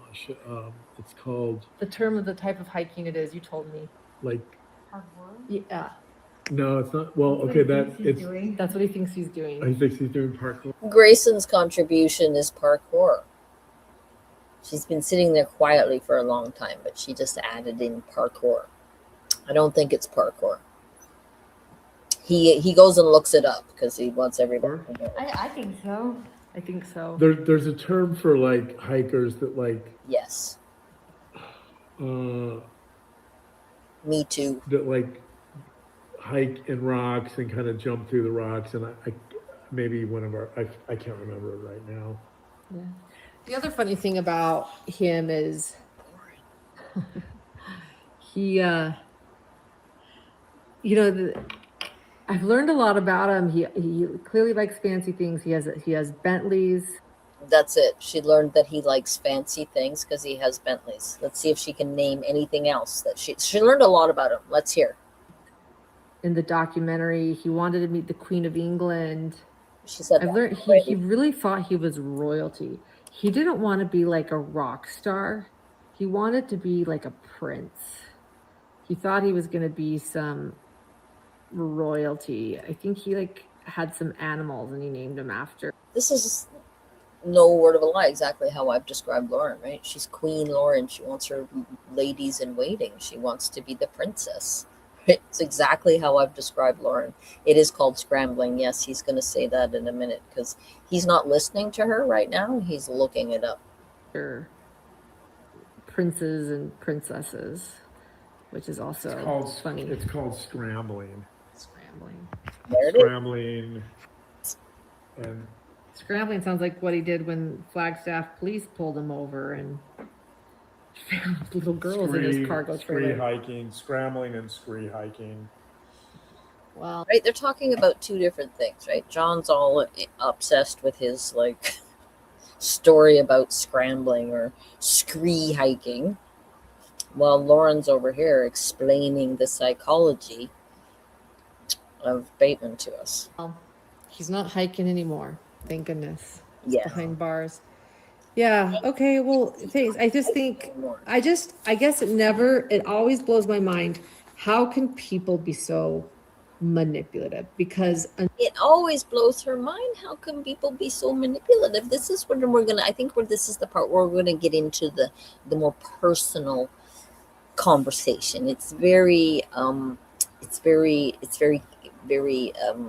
the candor is really, it's really moving. You're gonna be really moved. a normal, healthy human being with a sense of self does not think about being manipulative or dominating, right? Am I right by that? Like, or Right? I don't do that. I don't know. That's not normal. I don't do that. I can't even imagine, but that's not something I would ever do. At this point, I don't feel like she's very believable. am I wrong? Does a normal person think about dominating No. others? No. But No. I feel like a lot of people do these days. Like maybe I've just been in crime too long because like it's not something. Not a person that has some capacity for empathy. No. Right. And so it never occurs to me, how can I dominate a situation or a group ever? And so to see someone who I consider dumb, stupid, like not smart. She considers him dumb, like stupid, like not smart. Canes and Anna, I think yes. I suspect that she has been drinking because I think exactly at the same time as Molly Colleen said, is she drunk again? Because yeah, I think she drinks every day. I'm pretty sure she drinks every day. I don't know how to see him be able to dominate. I mean, yeah, of course he doesn't have empathy. You couldn't have empathy to do the horrific things he did to so many victims.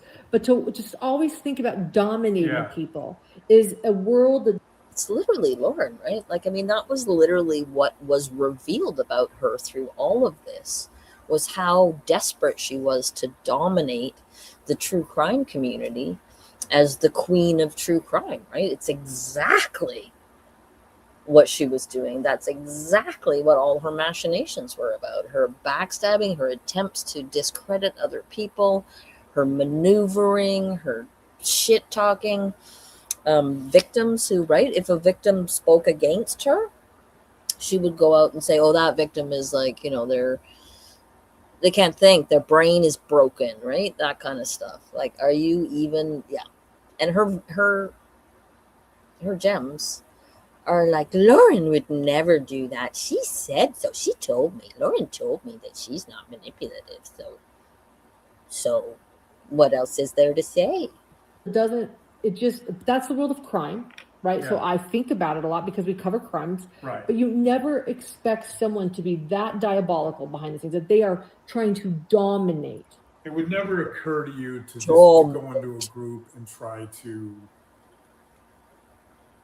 exert complete power over the group and to manipulate the group and to take advantage of the members of the right.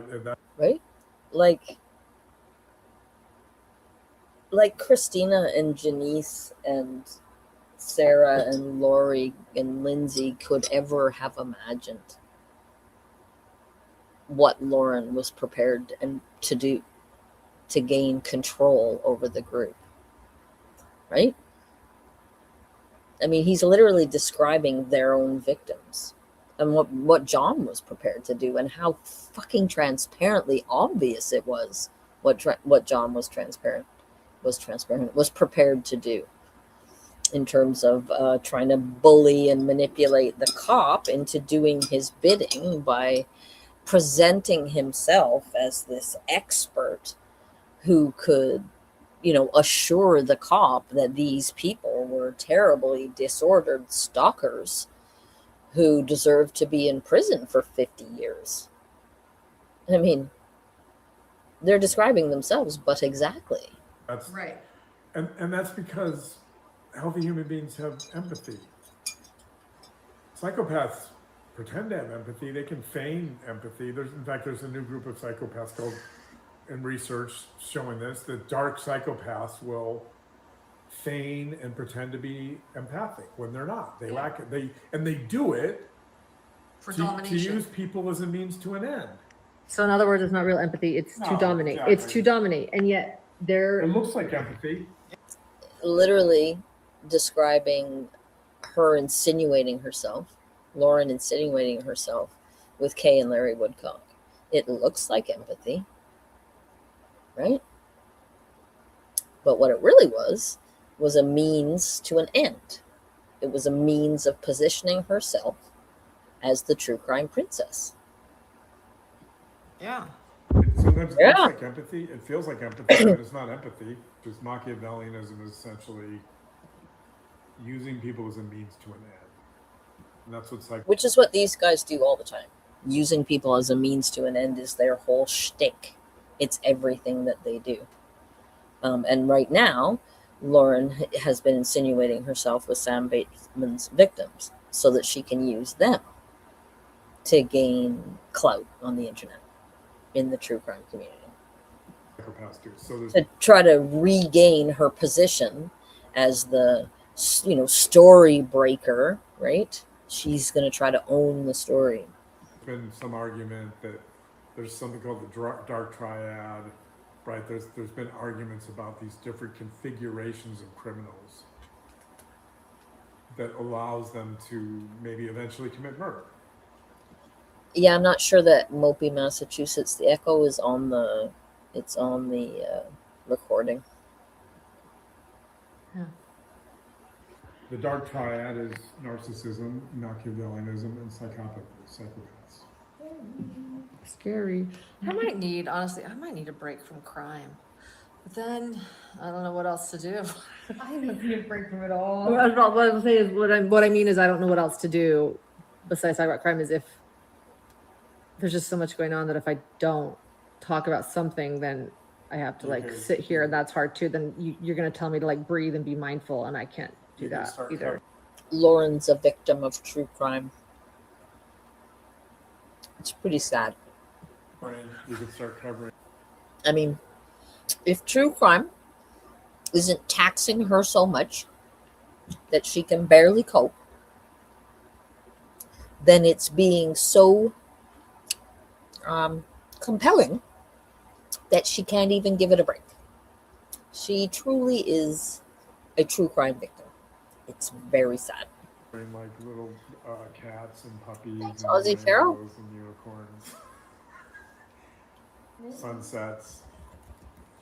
All that stuff's great, Yeah, I don't know if those would pique my interest. I think Betsy Tag says, I've been sitting here listening and I have not heard one solid thought. And yeah, you're not going to. You're going to hear a whole bunch of gaslighting coming up very quickly. I think that I just really want to understand human beings so much so, and I think the aspect. I think that there's truth in that, right? She does want to understand human beings because she's kind of an alien, right? And there's a real aspect of that to these types of people, right? They do study people. They absolutely do, so that they are able to mimic them. So I think she's absolutely telling the truth there. Of human beings Oh, thanks, Jen. That's great. that I still can't wrap my head around. And I probably will never be able to. None of us will, right? That means we're healthy. Are criminals. And so that's why I keep going back to crime. Is like I think I do want to understand human beings, and what I will never be able to understand are criminals like Sam Bateman or a lot of the criminals we cover, Chad Daybell, Lori Vallow. How? Criminals are outliers, They're outliers. and therefore they're important. Lawrence echoing Dr. John. They're outliers, those criminals. They're outliers. They're just so bad and lying out. Understand number one, because they take advantage of trust.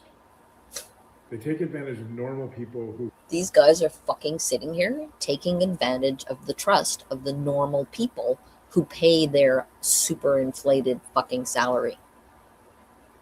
It's so enraging. It's just going to get worse. Oh, sorry. Who believe that most of us in our normal interactions have to have some measure of trust in order to function.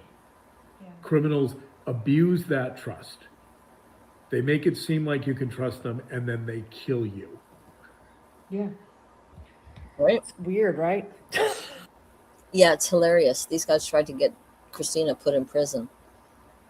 Right? After first getting her to trust them. Scum of the earth. I know. That's what psychopaths do. Yeah, I want to understand crime and I want to understand people, but I'll be honest.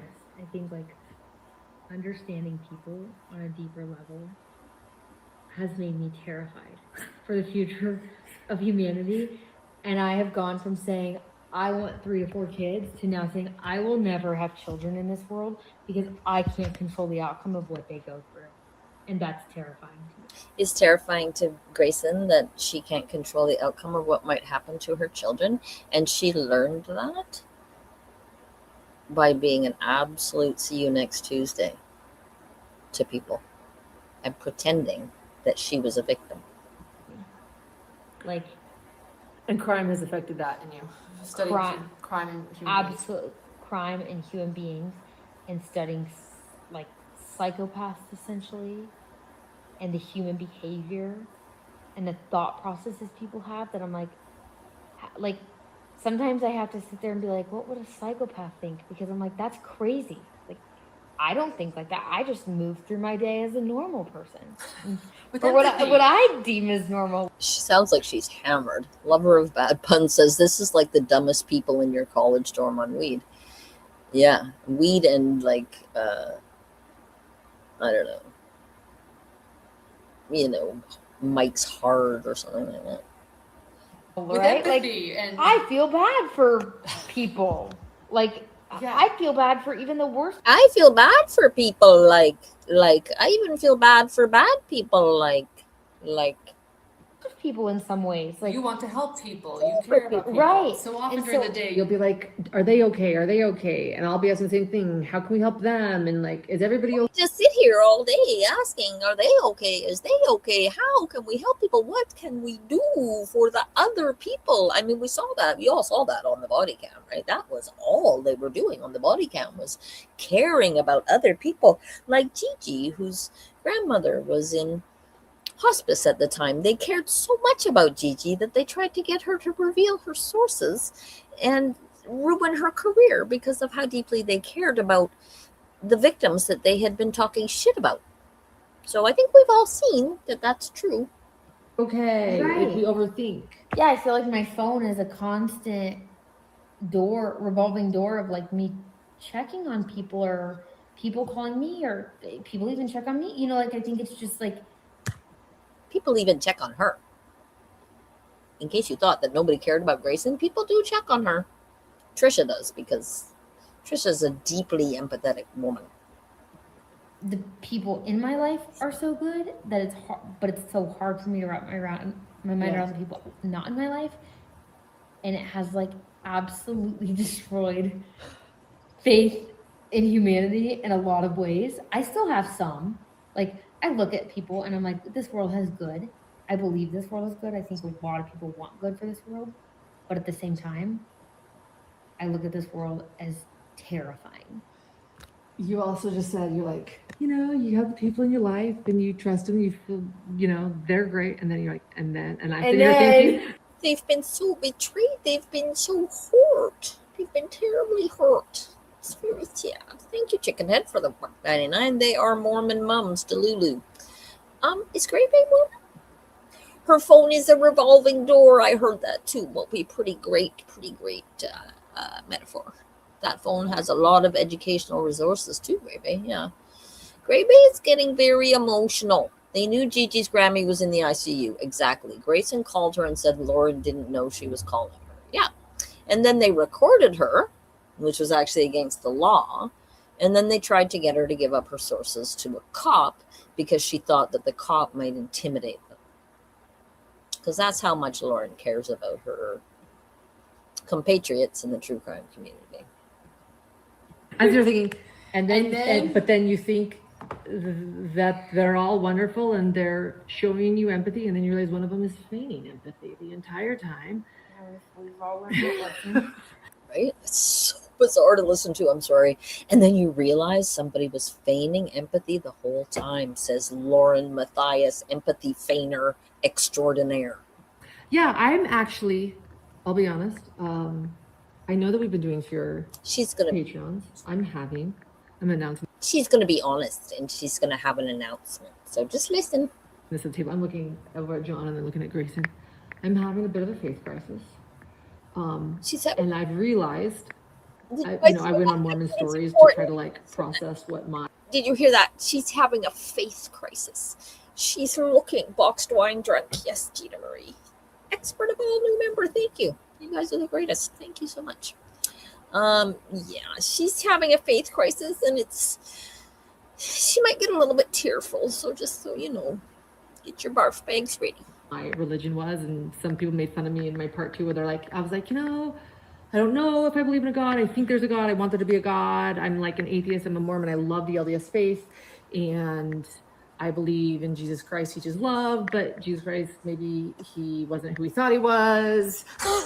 And maybe he's a personality disorder, but maybe he's the savior. And maybe he was cuckoo, but maybe he was the son of God. Who can say? Maybe there isn't a God. You know what I mean? A lot of people joked about my ending. Go watch it, because I actually didn't do it justice. Like, I did try to eloquently share that I'm You open. can't have faith with asking those questions. You can't have legitimate faith without asking those types of questions. Ouch. Zing. No, he's saying. Wait a second. I got to hear that again. Sorry. Dr. John was being really deep and insightful and wrong at the same time. I want to hear it again. 32:29. There we go. And maybe he's a personality disorder, but maybe he's the savior. And maybe there isn't a God. You know what I mean? A lot of people joked about my ending. Go watch it, because I actually didn't do it justice. Like, I did try to eloquently share that I'm You can't open. have faith with asking those questions. You can't have legitimate faith without asking those types of questions. Ouch. Zing. No, he's saying. Right? You can't have legitimate faith without asking those types of deep questions that Lauren's asking. Did Jesus have a personality disorder, or was he the son of God? I mean, how can you have faith without asking those types of questions? Dr. John is so, his understanding is so broad. He's able to draw in so much of his own experience and his knowledge of the world to lead us in our understanding of faith and of mental health. So many subjects that John can opine about that we can all learn from him. It's really something. Really, really something. And it's a good thing that you're asking this question. Oh, right, because faith is things that are unseen. He's Yeah. saying you can't have legitimate faith without asking those questions. Yeah. So you're working through those to find faith. That's actually hopeful. Right. Well, let me tell you though, my faith. Thank you.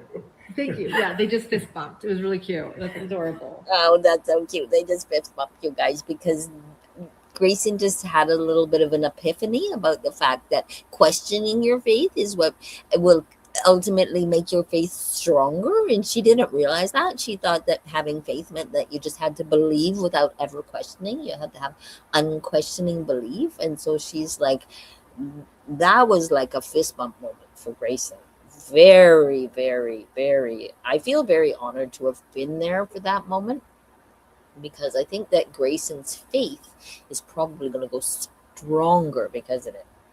Even though she's terrified of the terrible world, still.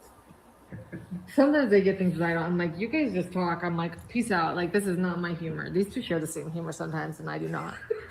Okay.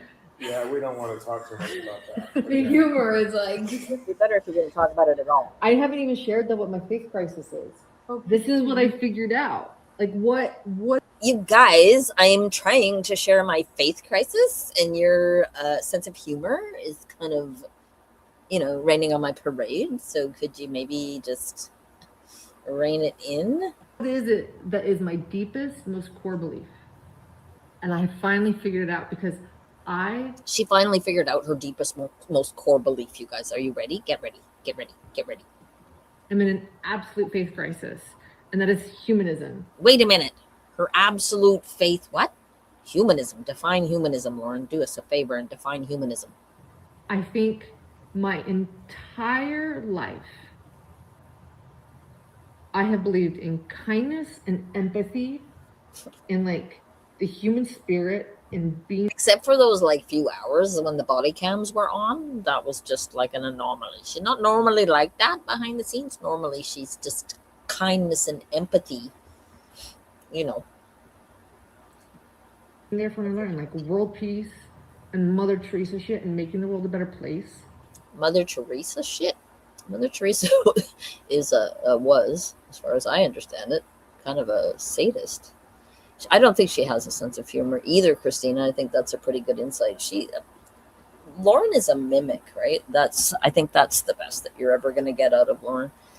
She's a mimic. She mimics what normal people do. And she's been doing it for so long that she thinks that it's normal.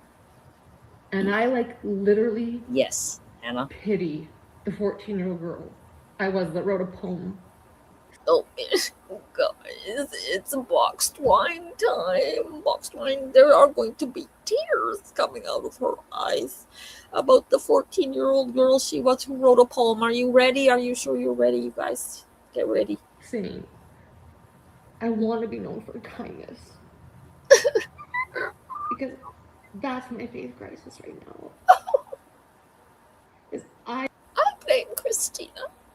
I blame Christina for the kindness faith crisis that Lauren is going through because in Christina, she made some TikToks where she talked about some red flags, and now Lauren she's having a faith crisis, you guys. It's terrible what Christina did to her. It's terrible. I don't know if I believe in like the ultimate core of everything I've believed my entire life, which is like kindness and humanism. And I am having this year. Literally, just what is humanism, Lauren? I would love to fucking hear. What is humanism? Humanism, I guarantee you, she thinks that humanism means being nice to people.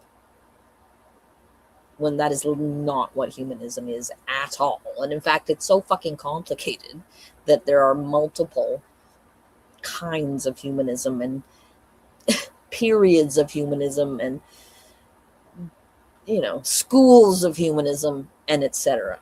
And Lauren has no clue about any of them.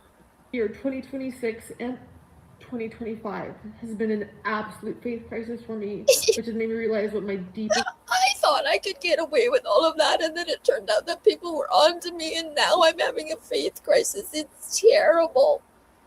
Core belief is, and that is in human beings and in people and loving one another and goodness. And like, I sit in a Sam Bateman trial where I see mother cyberbullying, or I see like horrific things human beings can do to others, and I am in an absolute faith crisis. And yes, she's in an absolute faith crisis. So Bethy Boop says that the other two present are thinking, all right, here we go again, time for bed, Lauren. Oh, yeah, but just wait, because I think that may be what John is thinking, but Grayson is thinking, yeah, hold my beer. That's what Grayson's thinking. Hang on, I gotta shout out my dog, so I'm gonna mute myself and play this and go collect the dog. crime included in the story we covered. So I didn't know I was going to do that. But, and I haven't told you guys this, you like, yeah. And so like, I figured out what I believe in at its ultimate core, religion aside, and B, my entire life in the last year has been completely turned upside down because I don't know if I believe in human beings anymore. And yeah, maybe I need a fucking break from crime. But at the same time, I don't know how to leave it alone because I need to understand this aspect of humanity if I'm going to get through this. Like, why are people so cruel? And how can stupid people like Sam Bateman that are like so dumb behind the scenes be so diabolically manipulative and hurt so many good people? I think we're kind of the same, just different aspects of it. Are you guys okay? Are you guys okay? It's very hard to listen to Lauren's very raw emotion. She's very open and she's very raw and she's very human. And I just hope everybody is okay because of all the raw emotion of Lauren in her faith crisis. It's upsetting. It's hard to watch. I think I've had my own crisis of life this year, and Are you saying that it's not a faith crisis, but a fake crisis? Lover of bad puns? How very dare you? I've talked about it a lot, being 25 and realizing the cruelty of the world and feeling the weight of, like, I always say I wish I was every other 25-year-old who thinks that the world is beautiful and great and roses and flowers, and I don't. And I don't believe that kindness and humanity is the end all be all in the world anymore. To see Can you hear Lauren in the background? She is so moved. She is so upset. She can barely contain her own tears while Grayson talks. It's really something. I think the gems must just be entranced by their leader. mothers online cyberbullying Grayson, a 25-year-old. Right? Like, Lauren, she's your employee. She's not your little enmeshed best friend. If anybody is abusing Grayson, it's you. And Grayson is in fucking love with the drama. Let's not kid ourselves.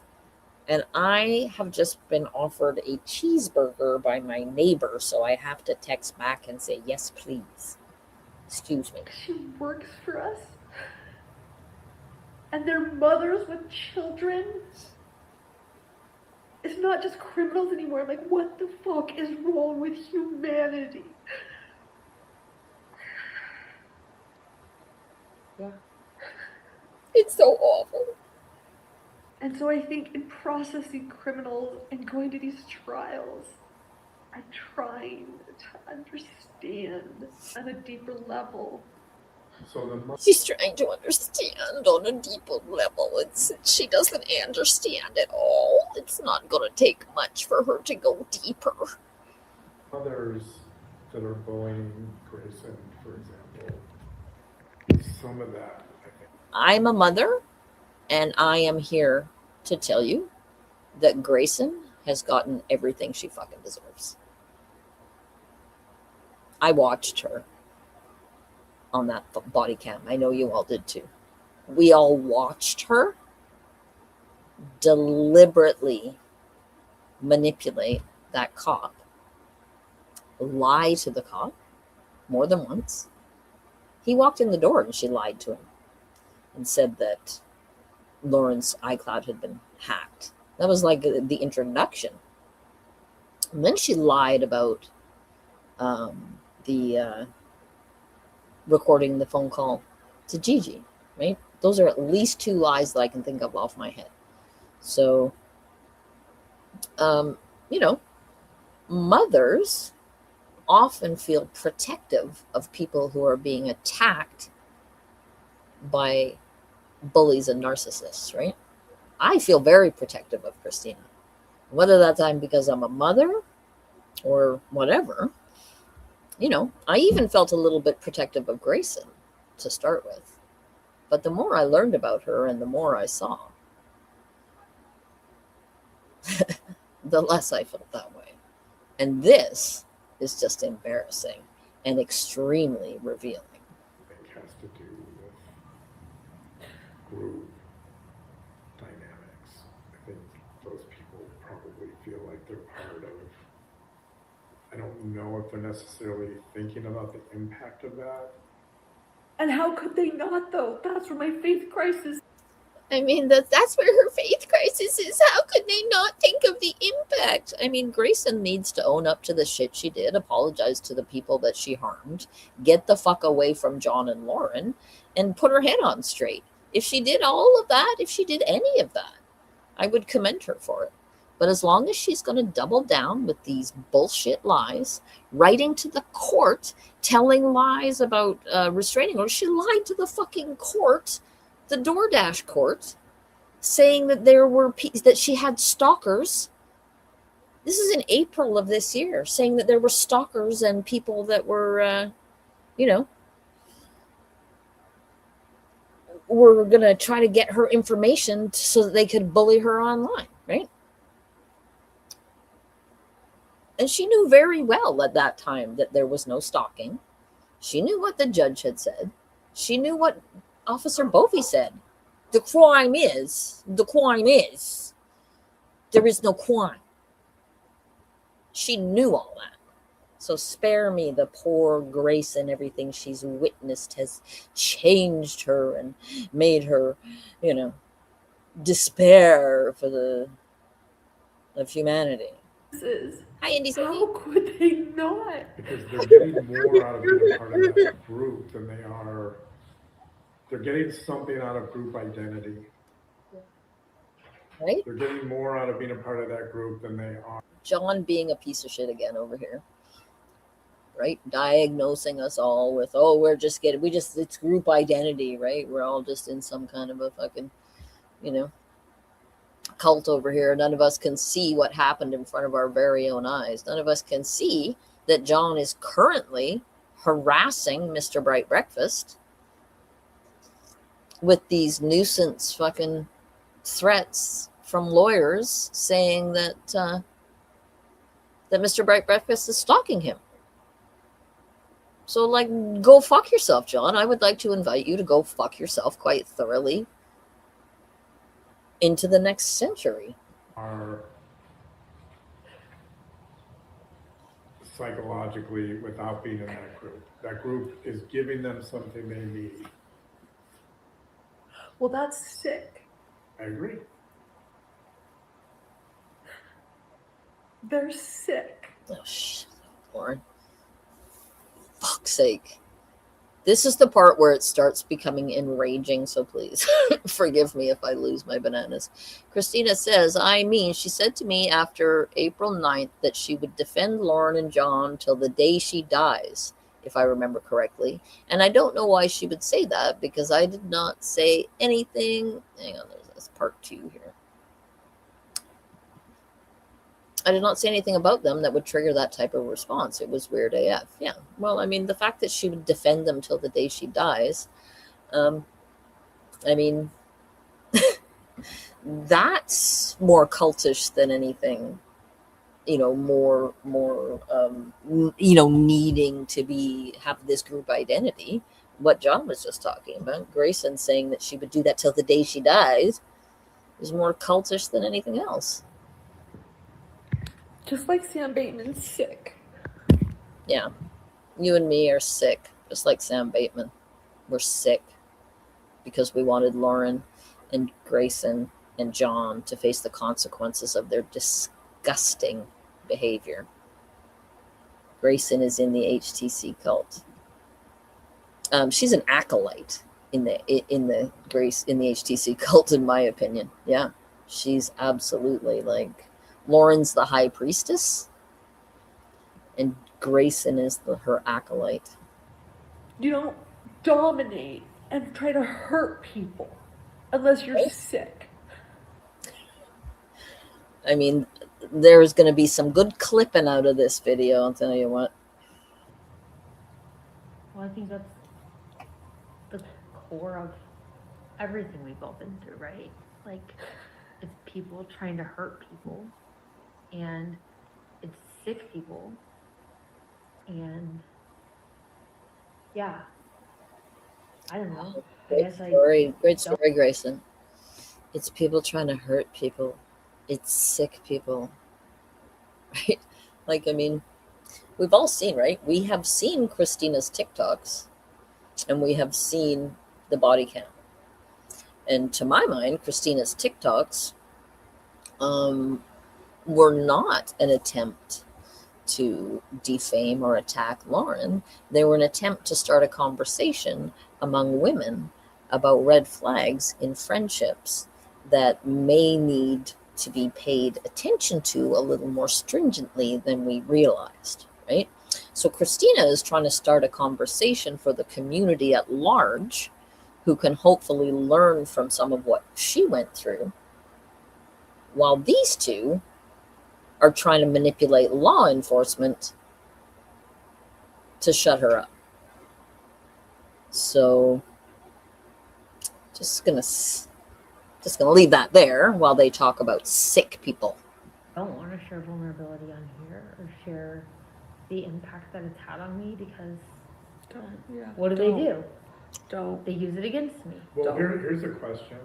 Yeah, she doesn't want to explain about how she felt like she was being charged by her own stalker because she was expected to pay for the services that she received from Dental Lori's dentist husband. So, not sure that she's got a leg to stand on. Is it, in terms of your faith crisis, what if you just, so that, this is always the issues we get to. Is this because, is this nature or nurture, right? Is it mad or bad? Are these people born bad or are they mentally ill? Like, Shut up. Christina, were you born bad or are you mentally ill? Dr. John's not sure. So are you going to correct something for us? I'm going to keep my eye out because I think you're trying to correct the record on something. So I'll keep my eye out. There it is. Correction. Oh, on the okay, here is the exact words that Grayson said. I'll defend Lauren and John to the ends of the earth because they're good people and care about people and make a difference, even when there's other people.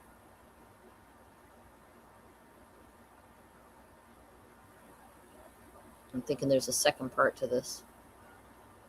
Mopey, Massachusetts says she wishes so badly that someone wouldn't focus on her as hard as a stalker. Yeah, I think you're right. That's me in the corner. That's me in the spotlight, losing my religion. Yeah, I've been wondering what the long game is too. I think that they've got, like, they're going to talk about, or they already did, they're talking about the wallpaper in their new studio or something. So I think their long game literally is to just grift everyone into making them millionaires and putting them in their documentaries. is it possible? Or they're just fucking assholes. I'm done psychoanalyzing people at this point. Like, I don't want to be like Grebe off the hook. She is done psychoanalyzing people. She has just decided we're all a bunch of fucking assholes. Okay. You go, Grebe. were they born bad? Did something happen to them? No, I just think people are fucking assholes, and we need to call it for what it is. Like, you suck. You cyberbully. You hurt people intentionally. You seek to use different aliases to harm people. You're sadistic. You are a sadist. They're literally describing everything that Lauren did so great. You're a loser who has no life except to create an alias. So, but the question in terms of your faith crisis is, what if most human beings are good, and you could isolate What if most human beings are good? Oh, come. Christina Matt. Sorry, I've got chocolate in my mouth. My response to another text she sent didn't say anything about Lauren and John except, I'll be honest, when someone you're closely tied to threatened me with a lawsuit, it crossed a line I couldn't ignore. Even though I know I've done nothing wrong and I have nothing to fear, that kind of threat from someone in your immediate circle made it clear I needed to distance from my own peace of mind. I'm sorry. Wasn't Lauren the one that was sending out all the fucking threats? Legal threats? She's talking about Lindsay, isn't she? Or that's, or who was it?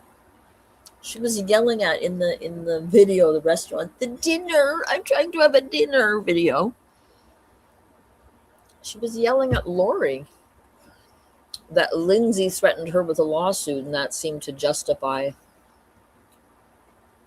everything that they were doing in her mind. That's how I remember that. Please correct me if I'm wrong.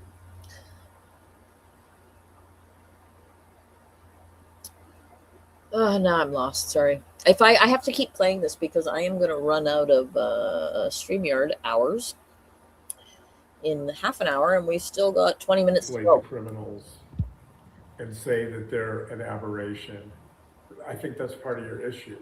Do you have to discredit and disown?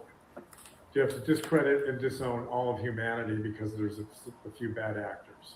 That's the question I would have for you. If you're dealing with the faith crisis, Yeah, that's my faith crisis. I don't know. Like, to hear Grayson doesn't even know she wants kids anymore. Yeah.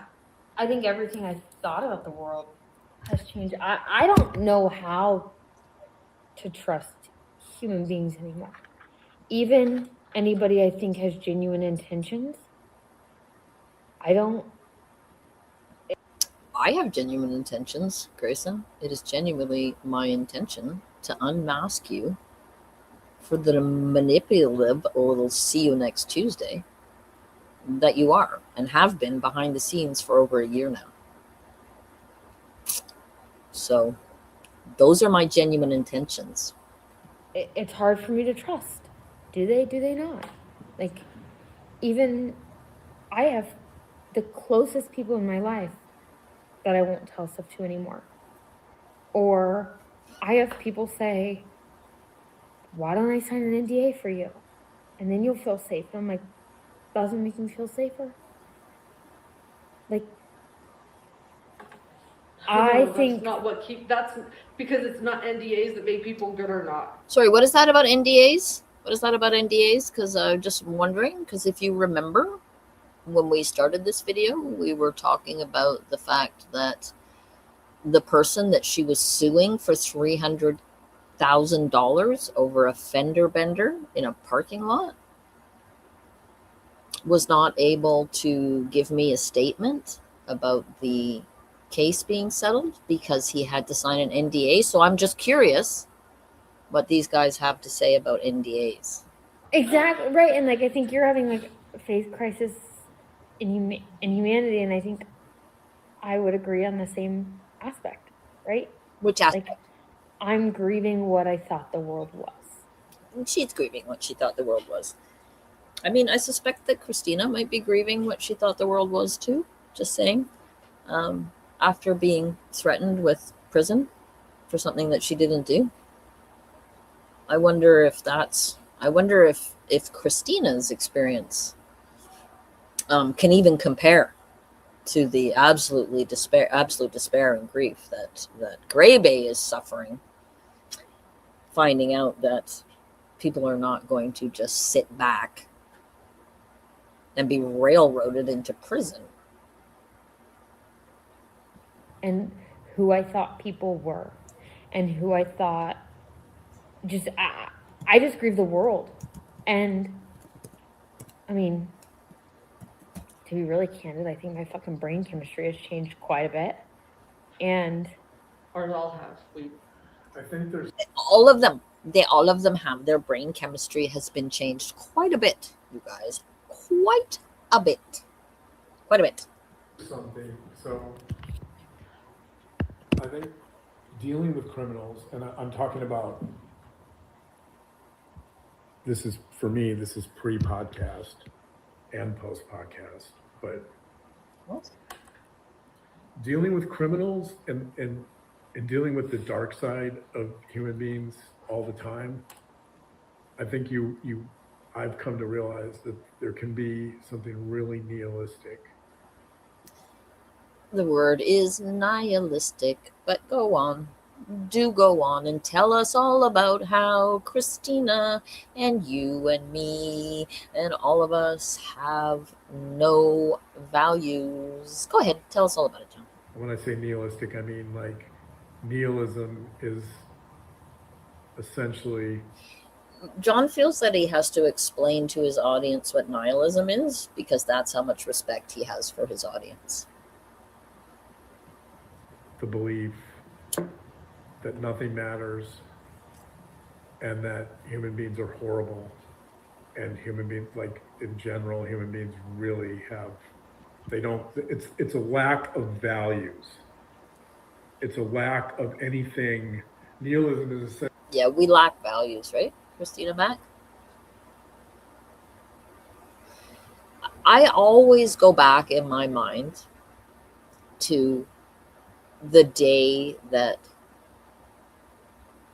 Lauren, it was the April 9th, right? That Lauren called Christina over, and Christina informed her that people had gotten a hold of these messages and were planning to reveal them. And Lauren was wanting to have an emotional conversation. And Christina said to her, maybe this isn't a good time to talk, right? You seem like you're pretty worked up, right? So there is Christina with her, you know, and we will just call her enemy in this situation or whatever. But you didn't say that. Who said that? Where did I get that from, Christina? Where did I get that from? Oh, okay. Sorry. You never told her that people were planning on revealing her messages, but you did tell her, right? Like, maybe this isn't a good time. You seem pretty amped up. And I always go back to that, right? As though even though she's dealing with Lauren, who she knows has been lying about her and all that kind of stuff, she still cares more about Lauren's, like, maybe this isn't a good time, right? She's looking out for Lauren in this situation. And I always come back to that, because that's how decent people behave, right? Not like these two. essentially the position that nothing matters. Yes. And so Right. criminals do what they do because to be blunt about it, they don't give a shit. I got that story from your affidavit, I think, from your whatever it was called in that case. They don't care about harming, because to them, the world is a playground Right. of harm and manipulation and evil. And they don't, so there's something very nihilistic about working with criminals, in the sense that nothing matters to them. They have no set of principles or values, and a lot of times they'll mask it by being overly moral. So he's talking about criminals, but Lauren and Grayson were talking about us lot. But he has moved the conversation over to criminals, because I think he reined himself in from calling all of us nihilists.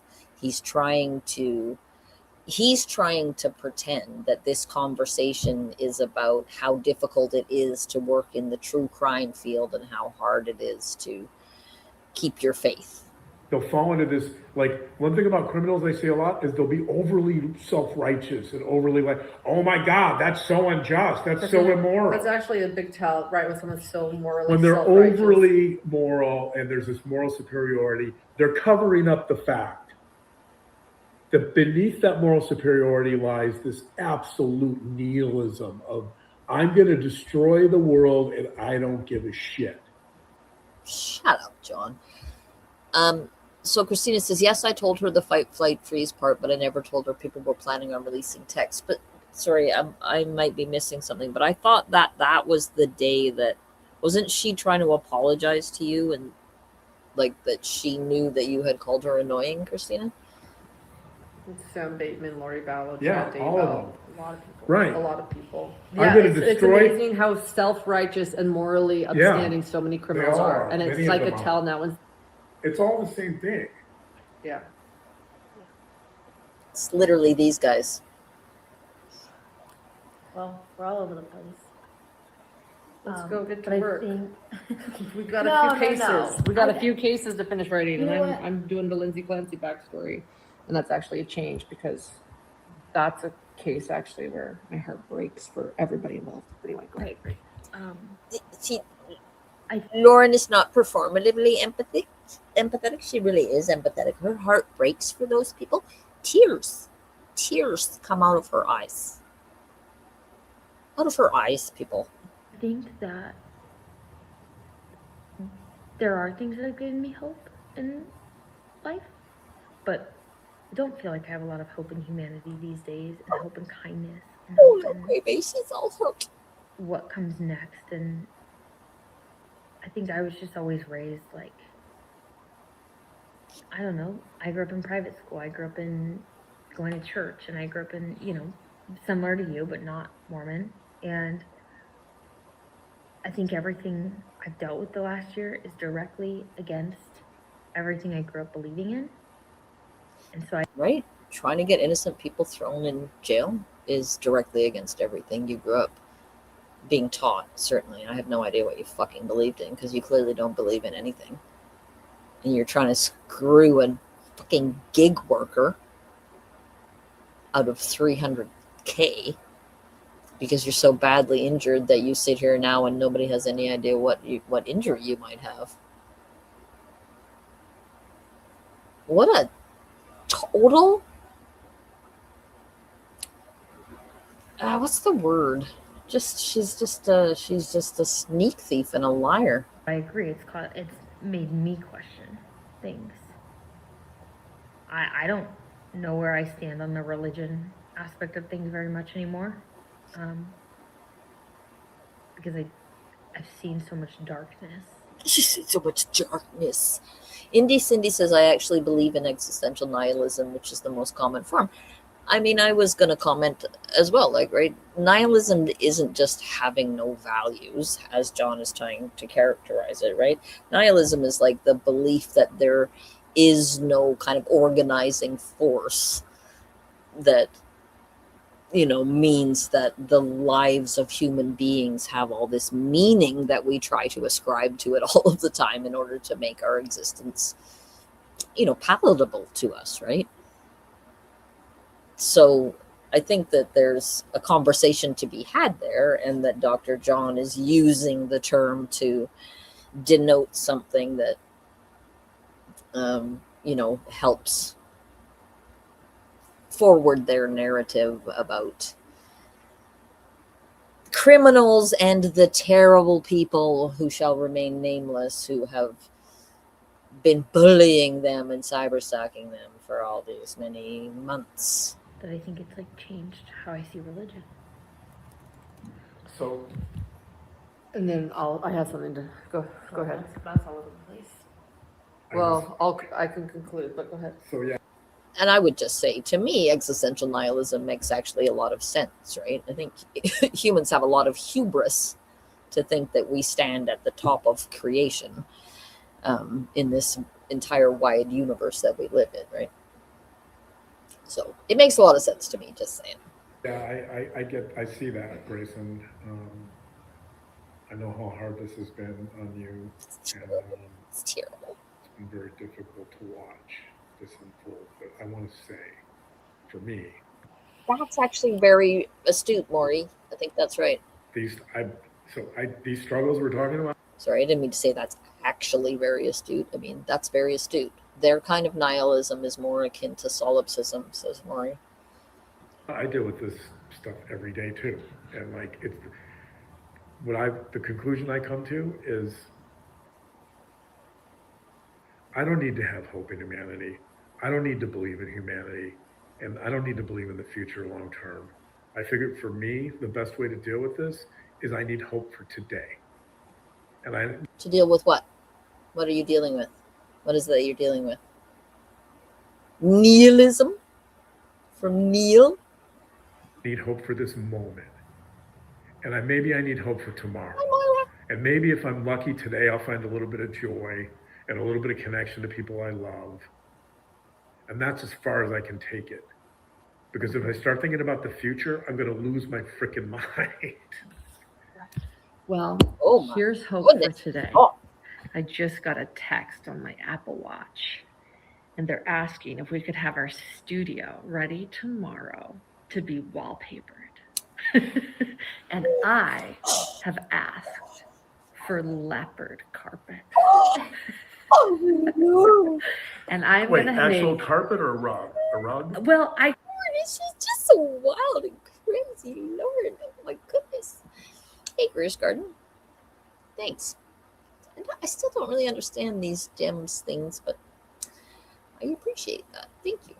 Christina Mack says the overly moral hidden nihilism move is not just a leap, but an unfalsifiable one. It converts any counter evidence, a critic behaving morally, into confirmation someone's smarter than me. Yeah. Yeah, I mean, it's all of this is a blind, right? It's a blind to position themselves as these deeply feeling and thinking victims of the Weltschmerz of, coming to understand what people are capable of and how that changes a person, and like as if they're the only people that ever fucking lived and had to realize that who was it? Guns N' Roses, right? Welcome to the jungle. It gets worse here every day, girls. Fucking grow up. I kind of want a carpet for audio. We need to up our Carpet? audio game. Okay. By the way, Grayson's crying, John's right. So I started this. Sorry, guys. I'll come full circle. Georgie, she's all drunk and giddy now. Sorry, guys. Let's talk about Let's talk about this. Like, the hope for today made me cry because I think I mean, you guys know as much. I don't have a lot of hope. There is leopard carpet coming, Grayson. No, I know, but like, it's been hard. Fight the battle in my brain. The battle in her brain. From what I've seen, the equality in the world, directed at you guys, directed at me, directed at the people I love. I wonder what her mental health team have to say. It's the hope for today has been hard for me. And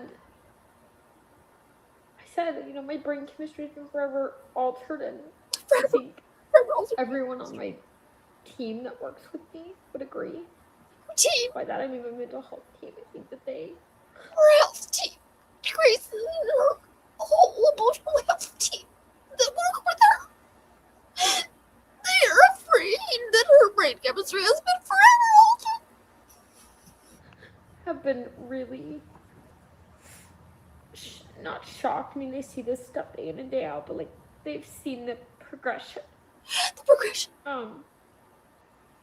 So, yeah, for me, it's not hope for the day. It's like minute by minute hope, and minute by minute, living minute by minute, little baby.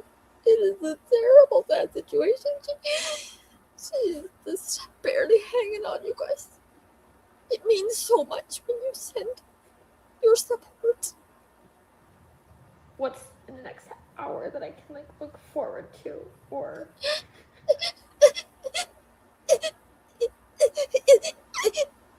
what can I look forward to in the next hour? Maybe I could get right up near Lauren. That would probably help if I was.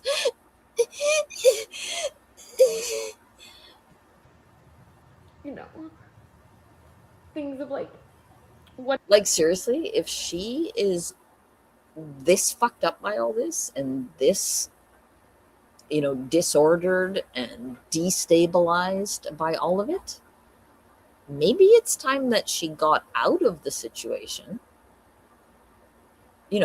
and pulled herself together before coming back, stronger and with a deeper, understanding of her relationship with herself and the world and her role in the world and the role of other people in her life and etc. Because if she is genuinely this messed up, these two have a responsibility to get her out of this environment. And they are derelict in their duty yet again. What's next week doesn't work for me because between now and next week is so hard. So I have to kind of like find things that are like push me to the next hour. Andy Copsa says, are these people aware of genocide? Well, yes. I mean, we tried to genocide them, right? I mean, I think you might be forgetting that, Andy. And that's been really hard. We said like Lily's kind of like my hope. Your dog, Lily. Yeah, Lily's just like my person.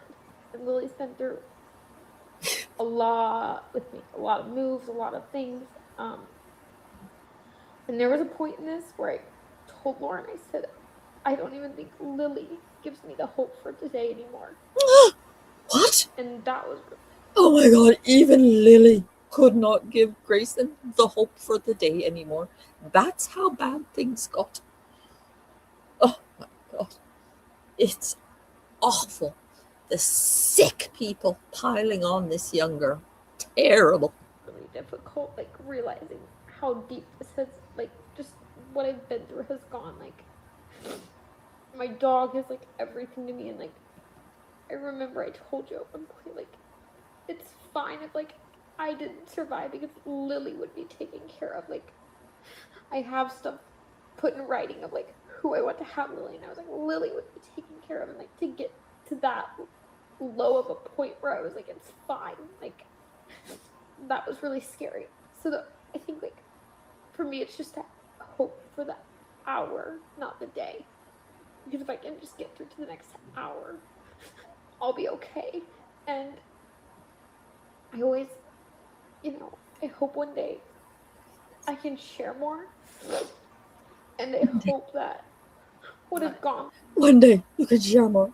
So seriously, my I have like 8 minutes left of my free StreamYard account, and it's gonna die before we get to the end of this video. So I'm just warning you that that's probably gonna happen, and it might be sort of abrupt. And then I'm gonna pay for a subscription starting tomorrow after I've used up my free 20 hours.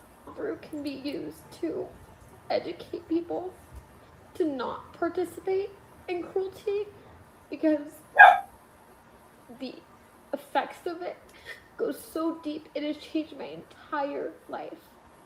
Like, everything about me has changed. My family will never see the same Grayson that they once saw.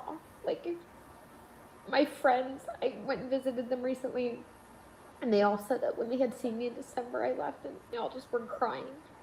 And they were like, you were the life of our friend group, and we saw you at a level that we never thought was possible.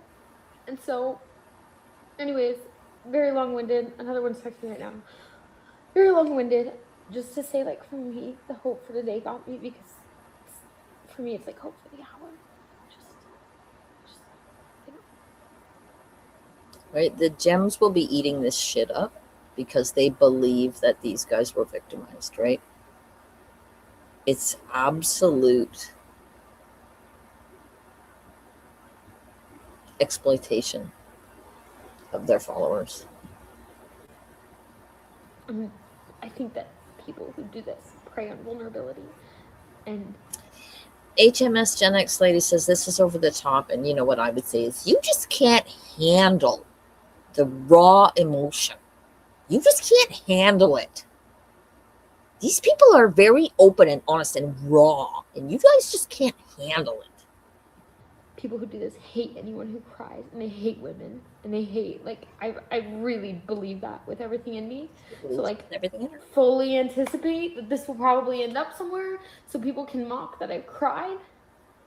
But I hope that anybody who does this stuff realizes that, like, the impact that what you do goes so far beyond just a comment that you write or just something that you say. Literally, get a fucking grip, Grayson.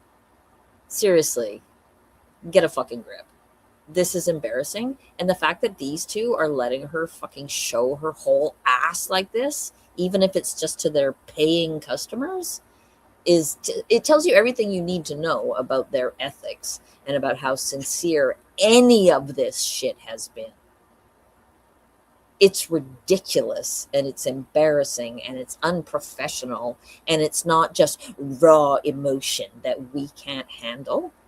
These are the people that are putting her in the firing line. And we're the fucking assholes. Please spare me. Say it can alter somebody's entire life and make somebody go from loving their life to saying, I don't care if I'm dead tomorrow. Yeah, and the part of my faith crisis is I think that she doesn't care if she's dead tomorrow because of things that people are saying about her on the internet, right? When you literally, like, you could just walk away, right? Nobody is threatening your life. Nobody is stalking you. right? You could just walk away. My neighbor is delivering a cheeseburger. I'll be right back. They don't care. I agree. So I'll just say this. Yeah, I agree. Also, everyone doing this has self-hatred. So yeah, a lot of them are women, and I agree. They hate women. They hate vulnerability, and they've had their own traumas growing up, and I just want to respond to what Grayson said. And Yeah. how brave she's been, by the way. But So brave. She's so brave. She's so brave. She has the support of Lauren and John for her brave ass showing on the interwebs. It's really touching. I agree. Like bringing up Lily's important, because the important thing to me, and we love Lily, by the way. She's here all the time. I see her all the time. She's I wish she amazing. wouldn't pee so much when she's Yeah. excited. True. But it's okay. Everyone has their flaws. Right. Lily is just that when she sees her people she loves, she's gonna pee. Right. So we're cool with it. But I spent thousands of dollars in training, and they say we're so sorry we don't know how to break her. we can't train that out of her. She just loves everybody. Some dogs can't be broken. Some human beings their spirit can't be broken. But Lily, here's the lesson I take. Grayson isn't one of them, right? She's literally getting by minute. So she's like this close to her spirit being completely broken. From Lily all the time. Lily lives in the moment. She doesn't. Literally she's in our she's view right now, out right now on a rug. She is sprawled on the rug. She just heard us mention her name. Now she's coming over. She's like, life is so good. Come here, Lily. Lily She's lives. stretching. Lily lives in the moment. Come on. Never know. Thank you so much, Kane's Nana. I really appreciate the $2. Thank you so much. What we're She talking about. doesn't think too hard. She doesn't think ahead of the future. She lives in the moment, and Has no idea what I'm discussing when she's she's behind me on the present. couch. She's completely present with us in the moment. Here's the most important thing: Okay. she loves you, Grayson. She loves you in every moment to moment, and that's all we have. Right. All we have is a moment, and you know what? You're so loved, Grayson. Every moment of every day, not just by Lily. Oh, that's so lovely. John really loves Grayson. He really does, because Grayson takes Lauren off his hands a lot, and if Grayson doesn't pull her finger out and stop all this falling apart business, he's going to have to deal with his own wife by himself. So I feel like that might be sincere. But by us. And I think that's something that carries me too, by the way, is knowing that love is a moment to moment affirmation and reaffirmation. So. Okay. Well, here's what I want to say. I feel kind of bad that I totally took this Patreon episode for a spin. I thought we were going to do a 20-minute on Sam Bateman, and I was going to ask my questions about Sam that I had, and then I kind of changed the subject into my faith crisis. And now we're going to all have to decide if we want to put this out here. So I'm sorry. I feel like talked about yours, and then I started crying. No, it's about great. My life. No, I think I'm leaning towards putting it out right now. I don't think we're gonna not. So I'm just, we're all gonna have to decide together, because this did not take the turn we thought. But yeah, I think we might put this out so that you guys know there's a lot, on our minds. Work moves forward. Hidden True Crime has a stronger purpose than ever before, because we are a podcast focused on victims, focused on love, focused on knowledge, focused on humans, and focused on truth. Most importantly, truth. Education, well, truth, facts, justice, and we see more than ever how important this purpose is, and no matter who tries to harm that or claim that we're not that, they want to destroy that. It's kind of hard to hear Lauren over the whirring of the gears in her head, but it's amazing to watch her mission statement unfold live in front of us like this. It's quite incredible. They seem to be focused on about 27 different things. I'm sure that'll work out just fine. But hidden true crime, now we realize not only will they not destroy that, we realize it's more important than ever. But because I took this for a turn, I would have started maybe with this, and I'm going to shift to that. We talked about cruelty. I want to share a different aspect of this, especially with our Patreons. The amount of kindness and love that we have all received from so many of you, like the hundreds of emails and kindness. I know we know that there's a quiet majority. I will just say that. And that is what's kept us going. The quiet majority, they are there to counter the whisper campaign.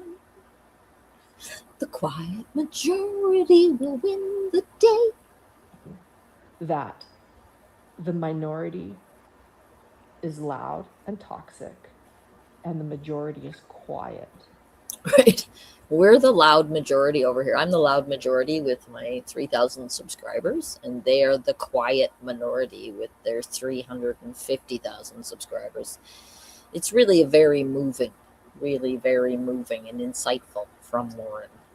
And kind and warm and thoughtful and cheering us on. Thoughtful. And that is why we're doing this episode today. And that is why Hidden True Crime still continues. We are grateful for all of you, and we're going to keep going. I want to add how much I just talked about how much I hate humanity and I don't trust people and blah blah blah, but like the support from Hidden True Crime has meant a lot to me. Oh, shut up, Grayson. My God. She's going to cry and get all up in her shit about how everybody's been so supportive and how much she appreciates it. Janice says, I bet Grayson sent them the emails. She's good at sending emails, proton included. I would actually not be altogether surprised if that was the case. I get the feeling that Grayson absolutely thrives on the drama. And I do not think I'm alone there.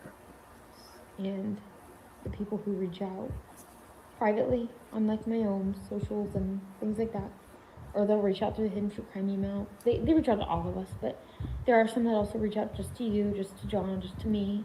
This means a lot, and I don't always respond, and I appreciate the people who just reach out and have reached out, and the kindness of our hidden people who watch everything, and the kindness of our hidden people who watch everything. That's who they do it for. They do it for the kindness of the hidden people who watch everything. just support us through every aspect of life. So anyways, that's as much as I like, I'll chop that down a little bit, but I just want to say, like, as much as I just talked about how much I don't like humanity and how difficult it's been, the love from the hidden gems has also meant a lot to me. And it has showed me that goodness does exist. I think what happened is something similar to what happened to Megan. Kelly Kell is saying what is happening. I think what happened is that Grayson's innocence was murdered, right? The way that Megan's innocence was murdered by the, shave your pubes comment. I think this has murdered Grayson's innocence. It's just hard for me in a lot of I know, moments but to believe that goodness exists. I think is a simple way to put it. But we're all still going because of. Well, I'll just say this, I think we need to wrap up soon, but I think Lauren definitely believes that goodness exists in that leopard. Okay, yeah, let's conclude on this. So she's texting me right now, guys. Okay. And here's the bottom line. These are the things that we have found a lot of joy in over the last year. We do fun stuff like this. And yes, we're about to give our studio a makeover. We gave John's one, just, and yeah. So she's asking if they can wallpaper tomorrow. Are we in? Can we do it? Please. We're in. You know what? I'm just happy that my vote for the chairs is what won. Yeah. All I wanted, we won't tell you guys, but I threw in my vote for the chair and I said, I stand on that. That is my final color. I will not change my mind. Stand on the chairs? I stood on the color of the fabric that's Okay. sitting in front of me right That's gonna go now, on the Sally Swivel. and I said that is what I believe in and what I But you want. can't stand on the chairs. No, I would never. But Lily will. Lily Um, will. But Lily will. but you know what? Everybody saw my vision and said yes, and so that gives me hope, and I'm excited for those chairs. Yeah. Excited. So I'm excited for these chairs too. And here's the bottom line. We're going full. You know what else this has done? It's made me you just go after your dreams, guys. YOLO, you only live once. There was all this like, do we go this direction because it's too feminine and we've got Dr. John and we don't want to be too feminine, but it's where Grace and I hang out the most. And bottom line is, I am no longer having a faith crisis. I am now having a decorating crisis. So moved on. the chair is gonna be pink. The carpet's gonna be leopard. And- YOLO. And the walls are gonna remain a secret until y'all see them. Yeah, and you will see. And so can we do it tomorrow? Can we? Yeah. Can we? Okay. That's a question for you guys. Rally. Yeah. No, actually, we've actually been really slow. Hidden Grams is like 5 years, 6 years going, and this is the first glow up. Yeah, I'm excited. Just kidding. So, Okay. okay. See you guys. All right. Thanks, guys. Bye. Well, apparently StreamYard does not cut you off in the middle of a thing, even if you used up all your time. So that's very good to know. So we got to get to the end of it, but pretty crazy, hey? I mean, this is just happened. This is now, right? This is how these people are thinking now. Yeah, definitely not a crisis of conscience, says Indy Cindy. Yeah, right?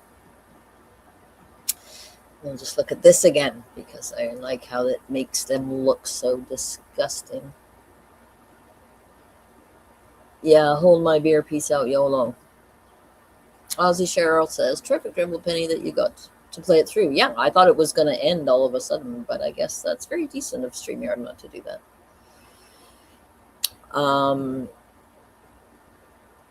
I got lucky, Molly Colleen, so I'll just say that.